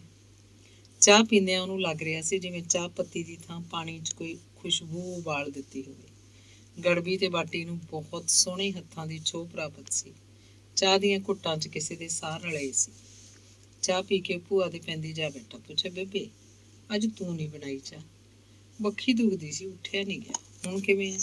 ਹੁਣ ਚਾਹ ਪੀ ਕੁਛ ਆਰਾਮ ਹੈ, ਉੱਠਦੀਆਂ ਬਸ। ਭੂਆ ਠਰਮੇ ਨਾਲ ਬੋਲਣ ਲੱਗੀ, ਬੇਬੇ ਮੈਨੂੰ ਚਾਹ ਕੌਣ ਫੜਾ ਕੇ ਆਈ ਸੀ? ਤਾਪੋ, ਤੂੰ ਨਹੀਂ ਸਿਆਣਿਆ ਉਹਨੂੰ। ਭੂਆ ਹੈਰਾਨ ਹੋਈ। ਠੀਕ ਹੈ, ਮੈਂ ਕਿਹਾ ਪਤਾ ਨਹੀਂ ਕੌਣ ਹੈ। ਜਿਉਣੇ ਨੂੰ ਇਹ ਤਾਂ ਪਤਾ ਸੀ ਕਿ ਉਹਨਾਂ ਦੇ ਘਰ ਦਰੀ ਬੁਣਦੀਆਂ ਕੁੜੀਆਂ ਕਿਹਨਾਂ ਦੀਆਂ ਨੇ। ਉਹਨਾਂ ਦੇ ਚਿਹਰੇ ਉਹਨੇ ਕਦੇ ਸੁਆਰ ਕੇ ਨਹੀਂ ਦੇਖੇ ਸੀ ਤਾਂ ਅਗਵਾੜ ਦੀਆਂ ਕੁੜੀਆਂ ਹੀ। ਪਰ ਉਹਨਾਂ ਦੇ ਘਰ ਦੂਰ ਸੀ, ਤੇ ਨਾਲੇ ਉਹ ਕਾਹਨੂੰ ਦੇਖਦਾ ਸੀ ਕਿਸੇ ਕੁੜੀ ਵੱਲ ਅੱਖ ਭਰ ਕੇ। ਤੇ ਅੱਜ ਪ੍ਰਤਾਪੀ ਦੇ ਬੋਲ ਉਹਨੂੰ ਧੁਰ ਅੰਦਰ ਤੱਕ ਤਿੱਖੀ ਛੁਰੀ ਵਾਂਗ ਲੈ ਗਏ ਸੀ। ਅੰਗ 12ਵਾਂ। ਦਿਨ ਦਾ ਛਿਪਾ ਸੀ। ਦਿਆਲੂ ਅੱਕੀ ਦੇ ਘਰ ਆਈ ਤੇ ਉਹਨੂੰ ਪੁੱਛਣ ਲੱਗੀ, ਹੁਣ ਕਿਵੇਂ ਆ? ਉਹ ਚੁੰਨੀ ਨਾਲ ਸਿਰ ਬੰਨੀ ਮੰਜੇ ਤੇ ਬੈਠੀ ਸੀ। ਕਹਿੰਦੀ ਹੁਣ ਤਾਂ ਠੀਕ ਆ। ਇਹ ਚੰਦਰੀ ਜਦੋਂ ਉੱਠ ਖੜਦੀ ਹੈ ਬੜਾ ਦੁਖੀ ਕਰਦੀ ਹੈ। ਪਹਿਲਾਂ ਤਾਂ ਵੱਖੀ ਵਿੱਚ ਦਰਦ ਹੋ, ਫਿਰ ਅੰਦਰੋਂ ਪਤਾ ਨਹੀਂ ਕੀ ਗੁਬਾਰ ਜਾਂ ਸਿਰ ਨੂੰ ਜਾ ਚੜਦਾ। ਸਿਰ ਇੰਨਾ ਦੁਖਦਾ ਵੀ ਜਿਵੇਂ ਹੁਣ ਫੁੱਟਿਆ। ਕਿਤੇ ਘਾਰ ਤਾਂ ਨਹੀਂ ਤੈਨੂੰ? ਦਿਆਲੋ ਨੇ ਪੁੱਛਿਆ। ਉਹਦੇ ਕੋਲ ਹੀ ਮੰਜੇ ਤੇ ਬੈਠ ਗਈ। ਪਤਾ ਨਹੀਂ ਕੀ ਹੈ, ਜੈ ਖਾਣਾ ਕੀ ਬਿਮਾਰੀ ਹੈ। ਕੇਰਾ ਤਾਂ ਹੱਥਾਂ ਦੇ ਭਾਂਡੇ ਛੁਡਾ ਦਿੰਦਾ ਹੈ। ਤੂੰ ਧਰਮਦਾਸ ਤੋਂ ਲੈ ਗਾ ਕੋਈ ਦਵਾਈ? ਉਹਦੇ ਕੋਲ ਜਾ, ਪੁੜੀਆਂ ਦੇ ਦੂ। ਮੁੜ ਕੇ ਨਹੀਂ ਹੁੰਦਾ ਇਹ ਕੁਛ। ਬਲਾਈ ਸਿਆਣਾ ਹੈ ਤਾਂ। ਲਾਮਾ ਪਿੰਡ ਦੇ ਲੋਕ ਵੀ ਆਉਂਦੇ ਆ ਇਹਦੇ ਕੋਲ ਤਾਂ। ਜਾਊਂਗੀ, ਇਹਦੀਆਂ ਪੁੜੀਆਂ ਵੀ ਦੇਖ ਲੈਂਦੀ ਆ। ਉਹ ਬੈਠੀ ਬੈਠੀ ਫੇਰ ਪੈ ਗਈ। ਤਾਪੋ ਨੇ ਦੱਸਿਆ, ਤਾਈ ਢਿੱਲੀ ਹੈ। ਮੈਂ ਕਿਹਾ ਪੁੱਛ ਆਵਾਂ, ਰੋਟੀ ਦਾ ਕਿਵੇਂ ਕਰੇਂਗੀ? ਨਹੀਂ ਪਕਾਈ ਜਾਂਦੀ ਉੱਠ ਕੇ ਤਾਂ ਮੈਂ ਉੱਧਰੋਂ ਭੇਜ ਦਿੰਦੀ ਹਾਂ ਰੋਟੀਆਂ। ਅੱਕੀ ਕਹਿੰਦੀ ਦਾਲ ਤਾਂ ਮੁੰਡਾ ਧਰੀ ਬੈਠਾ ਹੈ, ਰੋਟੀਆਂ ਵੀ ਹੁਣ ਇਹੀ ਲਾ ਲੂ। ਇਹ ਕਰ ਲੈਂਦਾ ਸਭ, ਤੂੰ ਕਿੱਥੇ ਖੇਚਲ ਕਰੇਂਗੀ? ਗੁਰਦਿਆਲ ਕਰੇ। ਲੈ ਹੈ, ਹੁਣ ਖੇਚਲ ਕਾਹਦੀ ਹੈ? ਰੋਟੀਆਂ ਮੈਂ ਭੇਜ ਦਿੰਦੀ ਹਾਂ, ਮੁੰਡਾ ਦੇ ਜੂਗਾ ਜਾਂ ਤਾਪੋ ਫੜਾ ਜਾਂਦੀ ਹੈ। ਫਿਰ ਕਹਿਣ ਲੱਗੀ ਦਾਲ ਵੀ ਮੈਂ ਹੀ ਦੇ ਜਾਂਦੀ। ਨਹੀਂ ਚਾਚੀ, ਦਾਲ ਤਾਂ ਬਣਾ ਲਈ। ਜਿਉਣਾ ਕੋਲ ਆ ਕੇ ਬੋਲ ਪਿਆ। ਤਾਂ ਚੰਗਾ ਭਾਈ, ਰੋਟੀਆਂ ਉੱਧਰੋਂ ਆ ਜਾਣਗੀਆਂ। ਦਿਆਲੋ ਉੱਠੀ ਤੇ ਜਾਂਦੀ ਹੋਈ ਕਹਿੰਦੀ ਮੈਂ ਤਾਂ ਜਾਵਾਂ, ਤਾਪੋ ਦਾ ਬਾਪੂ ਆ ਗਿਆ ਹੁਣ ਕਿਤੋਂ ਰੋਟੀ ਦਾ ਘਰਾਂ ਜਾ ਕੇ। ਕਿਉਂ? ਤਾਪੋ ਨਹੀਂ ਪਕਾਉਂਦੀ ਰੋਟੀ? ਅੱਕੀ ਫੇਰ ਬੈਠ ਗਈ। ਉਹ ਵੀ ਪਕਾ ਲੈਂਦੀ ਹੈ, ਪਰ ਮੁੰਡੇ ਸਾਰੇ ਸਾਡੇ ਖਰੂਦੀ ਨੇ, ਸੱਚਦੇ ਨਹੀਂ ਮੇਰੇ ਬਿਨਾਂ। ਕੁੜੀ ਹਰਖਣ ਵਾਲੀ ਹੈ, ਚਿੰਗ ਚੰਗਿਆੜਾ ਪਾਈ ਰੱਖਣਗੇ ਚੰਦਰੇ। ਉਹ ਬੈਠਕ ਤੱਕ ਜਾਂਦੀ ਬੋਲਦੀ ਗਈ। ਉਹਨਾਂ ਦੇ ਘਰਾਂ ਦਾ ਪਹਿਲਾਂ ਇੰਨਾ ਆਉਣ ਜਾਣ ਨਹੀਂ ਸੀ, ਸੰਬੰਧ ਜ਼ਰੂਰੀ ਸੀ। ਅੱਕੀ ਦਾ ਘਰ ਵਾਲਾ ਮੈਂਗਲ ਨਾਲ ਲਿਹਾਜ਼ ਰੱਖਦਾ। ਉਹ ਵਾਹੀ ਦਾ ਕੰਮ ਕਰਦਾ ਹੁੰਦਾ ਤਾਂ ਮੈਂਗਲ ਬਿੜੀ ਤੇ ਜਾਂਦਾ। ਚੰਗੀ ਮੁਹੱਬਤ ਸੀ ਦੋਹਾਂ ਵਿੱਚ। ਉਮਰ 'ਚੋਂ ਮੈਂਗਲ ਤੋਂ ਖਾਸਾ ਵੱਡਾ ਸੀ। ਫਿਰ ਜਦੋਂ ਉਹਨੇ ਵਾਹੀ ਦਾ ਕੰਮ ਛੱਡਤਾ ਤੇ ਜ਼ਮੀਨ ਹਿੱਸੇ ਠੇਕੇ ਤੇ ਦਿੰਦਾ ਤਾਂ ਉਹਦੀ ਜ਼ਮੀਨ 2 ਸਾਲ ਮੈਂਗਲ ਨੇ ਵੀ ਰੱਖੀ। ਪਰ ਇੰਨੀ ਜ਼ਮੀਨ ਮੈਂਗਲ ਤੋਂ ਕਿਉਂਟੀ ਨਹੀਂ ਸੀ ਜਾਂਦੀ। ਸੀਰੀ ਦਾ ਕੋਈ ਐਡਾ ਧਰਵਾਸ ਨਹੀਂ ਸੀ। ਦੋਵੇਂ ਸਾਲ ਉਹਨੂੰ ਕੁਝ ਖਾਸ ਬਚਿਆ ਨਹੀਂ ਸੀ। ਬਸ ਸਮਝੋ ਖਰਚ ਹੀ ਪੂਰਾ ਹੋਇਆ। ਮੁੜ ਕੇ ਉਹਨੇ ਕਿਸੇ ਹੋਰ ਦੀ ਜ਼ਮੀਨ ਹਿੱਸੇ ਜਾਂ ਠੇਕੇ ਤੇ ਨਹੀਂ ਲਈ। ਮੈਂਗਲ ਆਖਦਾ ਆਪਦੀ ਬਹੁਤ ਹਜ਼ਾਰ ਜਿੰਨੀ ਹੋ ਜੇ। ਤੇ ਹੁਣ ਜਦੋਂ ਕੁੜੀਆਂ ਨੇ ਆਪ ਹੀ ਅੱਕੀ ਤੋਂ ਥਾਂ ਪੁੱਛ ਲਿਆ ਤਾਂ ਉਹਨਾਂ ਦਾ ਫੇਰ ਆਉਣ ਜਾਣ ਹੋ ਗਿਆ। ਦਿਆਲੋ ਨੇ ਆਪ ਹੀ ਕੁੜੀਆਂ ਨੂੰ ਸੁਝਾਅ ਦਿੱਤਾ ਬਈ ਅੱਕੀ ਨੂੰ ਪੁੱਛ ਕੇ ਦੇਖ ਲਓ, ਚੰਗੀ ਹੈ, ਜਵਾਬ ਨਹੀਂ ਦਿੰਦੀ। ਹਨੇਰਾ ਹੋਣ ਲੱਗਿਆ ਸੀ। ਅੱਕੀ ਰੋਟੀਆਂ ਉਡੀਕਣ ਲੱਗੀ। ਉਹਨੂੰ ਆਪ ਨੂੰ ਤਾਂ ਇੰਨੀ ਕੋਈ ਖਾਸ ਭੁੱਖ ਨਹੀਂ ਸੀ। ਉਹਨੂੰ ਮੁੰਡੇ ਦਾ ਅਸੀਂ ਸੋਚਦੀ ਭੁੱਖਾ ਹੋਊਗਾ। ਉਹਨੂੰ ਤਾਂ ਕਦੋਂ ਦਾ ਥੱਪ ਲੈਂਦਾ ਉਹ 2 ਗੁੱਲੀਆਂ। ਜਿਉਣ ਨੂੰ ਅੱਕੀ ਨਾਲੋਂ ਵੀ ਵੱਧ ਉਡੀਕ ਸੀ ਸ਼ਾਇਦ। ਇਹ ਨਹੀਂ ਕਿ ਉਹਨੂੰ ਭੁੱਖ ਲੱਗੀ ਸੀ, ਉਹਨੂੰ ਤਾਂ ਇਹ ਉਡੀਕ ਸੀ ਵੀ ਰੋਟੀਆਂ ਲੈ ਕੇ ਕੁੜੀ ਆਏਗੀ ਉਹਨਾਂ ਦੀ। ਉਹਦੇ ਦਿਮਾਗ 'ਚ ਐਵੇਂ ਕਿਧਰੇ ਕੋਈ ਅਚਵੀਜ ਸੀ। ਉਹਦੀ ਇਸ ਉਡੀਕ ਦਾ ਕੋਈ ਅਰਥ ਨਾ ਲੱਗਦਾ। ਉਹ ਸਪਸ਼ਟ ਤੌਰ ਤੇ ਸੋਚਦਾ ਤਾਂ ਉਹਨੂੰ ਕੋਈ ਸਮਝ ਨਾ ਆਉਂਦੀ ਕਿ ਉਹ ਤਾਪੋ ਨੂੰ ਕਿਉਂ ਉਡੀਕਦਾ। ਜੇ ਭਲਾ ਉਹ ਰੋਟੀਆਂ ਲੈ ਕੇ ਆਈ ਤਾਂ ਕੀ ਹੋ ਜਾਊ। ਪਰ ਉਹ ਬੈਠਾ ਬੈਠਾ ਉੱਠ ਕੇ ਖੜਦਾ ਤੇ ਦਰਵਾਜ਼ੇ ਦੇ ਬਾਰ ਵੱਲ ਝਾਕਣ ਲੱਗਦਾ। ਉਹਨੂੰ ਗਲੀ 'ਚ ਤੁਰੇ ਆਉਂਦੇ ਪਰਛਾਵਿਆਂ ਦੇ ਭੁਲੇਖੇ ਲੱਗਦੇ। ਵੇ ਜਿਉਣਿਆ, ਲਾਲਟਨ ਡੰਗ ਲੈ ਭਾਈ।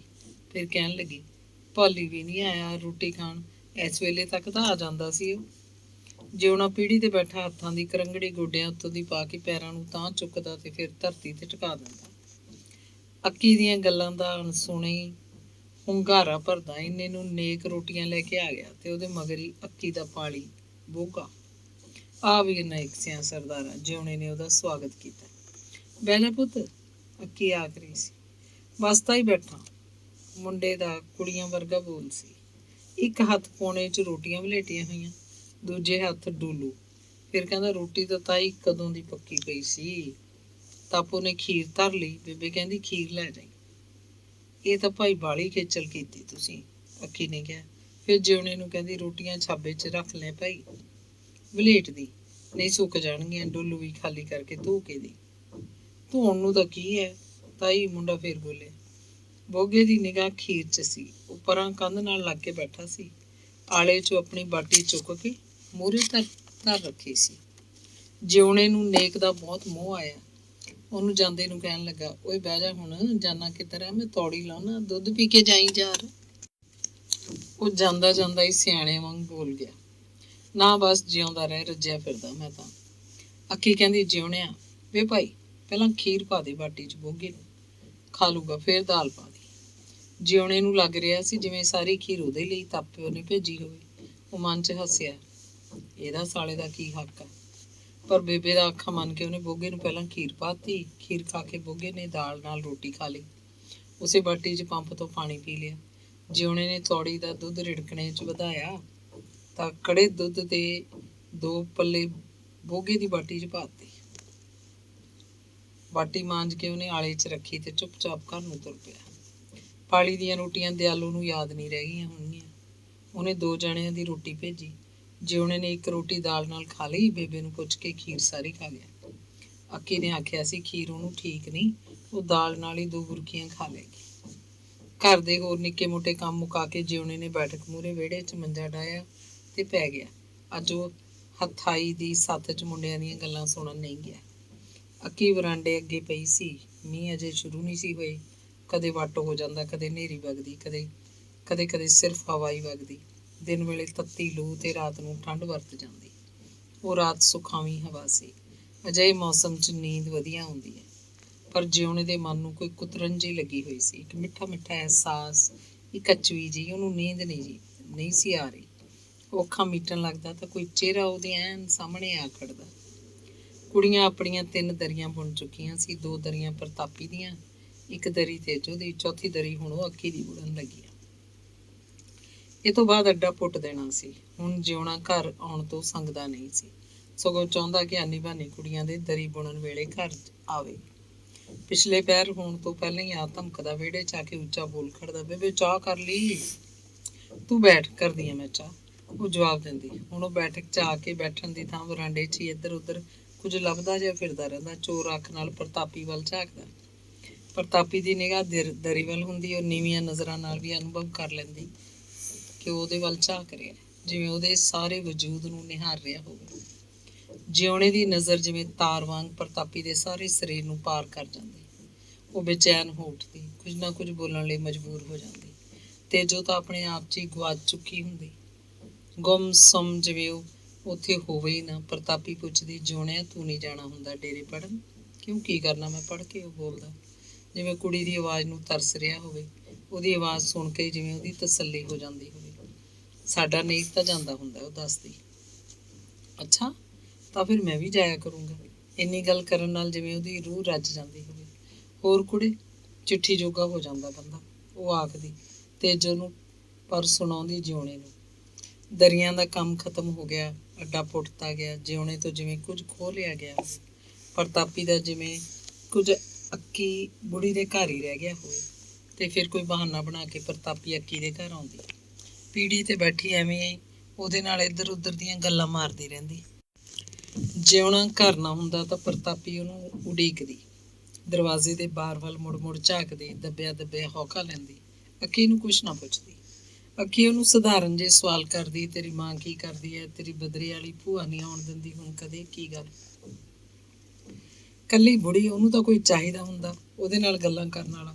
ਉਹਦੇ ਘਰ ਕੋਈ ਆ ਜਾਂਦਾ ਤਾਂ ਜਿਵੇਂ ਅਗਲੇ ਦੇ ਜੂੜ ਪਾ ਕੇ ਬਿਠਾਉਣ ਤੱਕ ਜਾਂਦੀ। ਉਹ ਪ੍ਰਤਾਪੀ ਨੂੰ ਚਾਹ ਪੁੱਛਦੀ। ਜੇ ਜਿਉਣਾ ਘਰ ਨਾ ਹੁੰਦਾ ਉਹਦੀ ਉਡੀਕ 'ਚੋਂ ਹੱਸ ਕੇ ਆਖ ਦਿੰਦੀ, ਤਾਈ ਧਰ ਲੈ ਫਿਰ। ਨੇਕੀ ਦੇ ਪੁੱਛ। ਤੇ ਜੇ ਜਿਉਣਾ ਸਬੱਬ ਨਾਲ ਘਰ ਹੁੰਦਾ ਤਾਂ ਚਾਹ ਨੂੰ ਨਹੀਂ ਕਰੀ ਜਾਂਦੀ। ਪਰ ਉਹਦਾ ਉੱਠਣ ਨੂੰ ਜੀਅ ਨਾ ਕਰਦਾ। ਜਿਉਣਾ ਸੰਗਦਾ, ਨੇੜੇ ਤੇੜੇ ਕਟਰੂ ਬਛਰੂ ਜਿਹੇ ਤਾਂ ਬੰਦਾ ਫਿਰਦਾ। ਪਰ ਉਹਦੀ ਹਿੰਮਤ ਨਾ ਪੈਂਦੀ ਕਿ ਉਹ ਪ੍ਰਤਾਪੀ ਨੂੰ ਪਹਿਲਾਂ ਕੋਈ ਗੱਲ ਆਖ ਸਕੇ। ਉਹੀ ਉਹਦੀ ਚੁੱਪ ਤੋੜਦੀ। ਤਾਂ ਸਾਲੇ ਥਾਈ ਤੇ ਰੌਲਾ ਬਹੁਤ ਪਾਉਂਦੇ ਆ ਜਿਉਣਿਆ, ਤੂੰ ਵੀ ਉਹਨਾਂ 'ਚ ਹੀ ਹੁੰਨਾ? ਹੋਰ ਤਾਂ ਸਾਲਿਆਂ ਕੋਲ ਰੌਲੇ ਤੋਂ ਬਿਨਾਂ ਕੀ ਹੁੰਦਾ? ਕੁੜੀ ਦਾ ਬੋਲ ਸੁਣ ਕੇ ਉਹਦਾ ਕਾਲਜਾ ਠਰ ਜਾਂਦਾ, ਕਦੇ ਬਹੁਤ ਧੜਕਣ ਲੱਗਦਾ।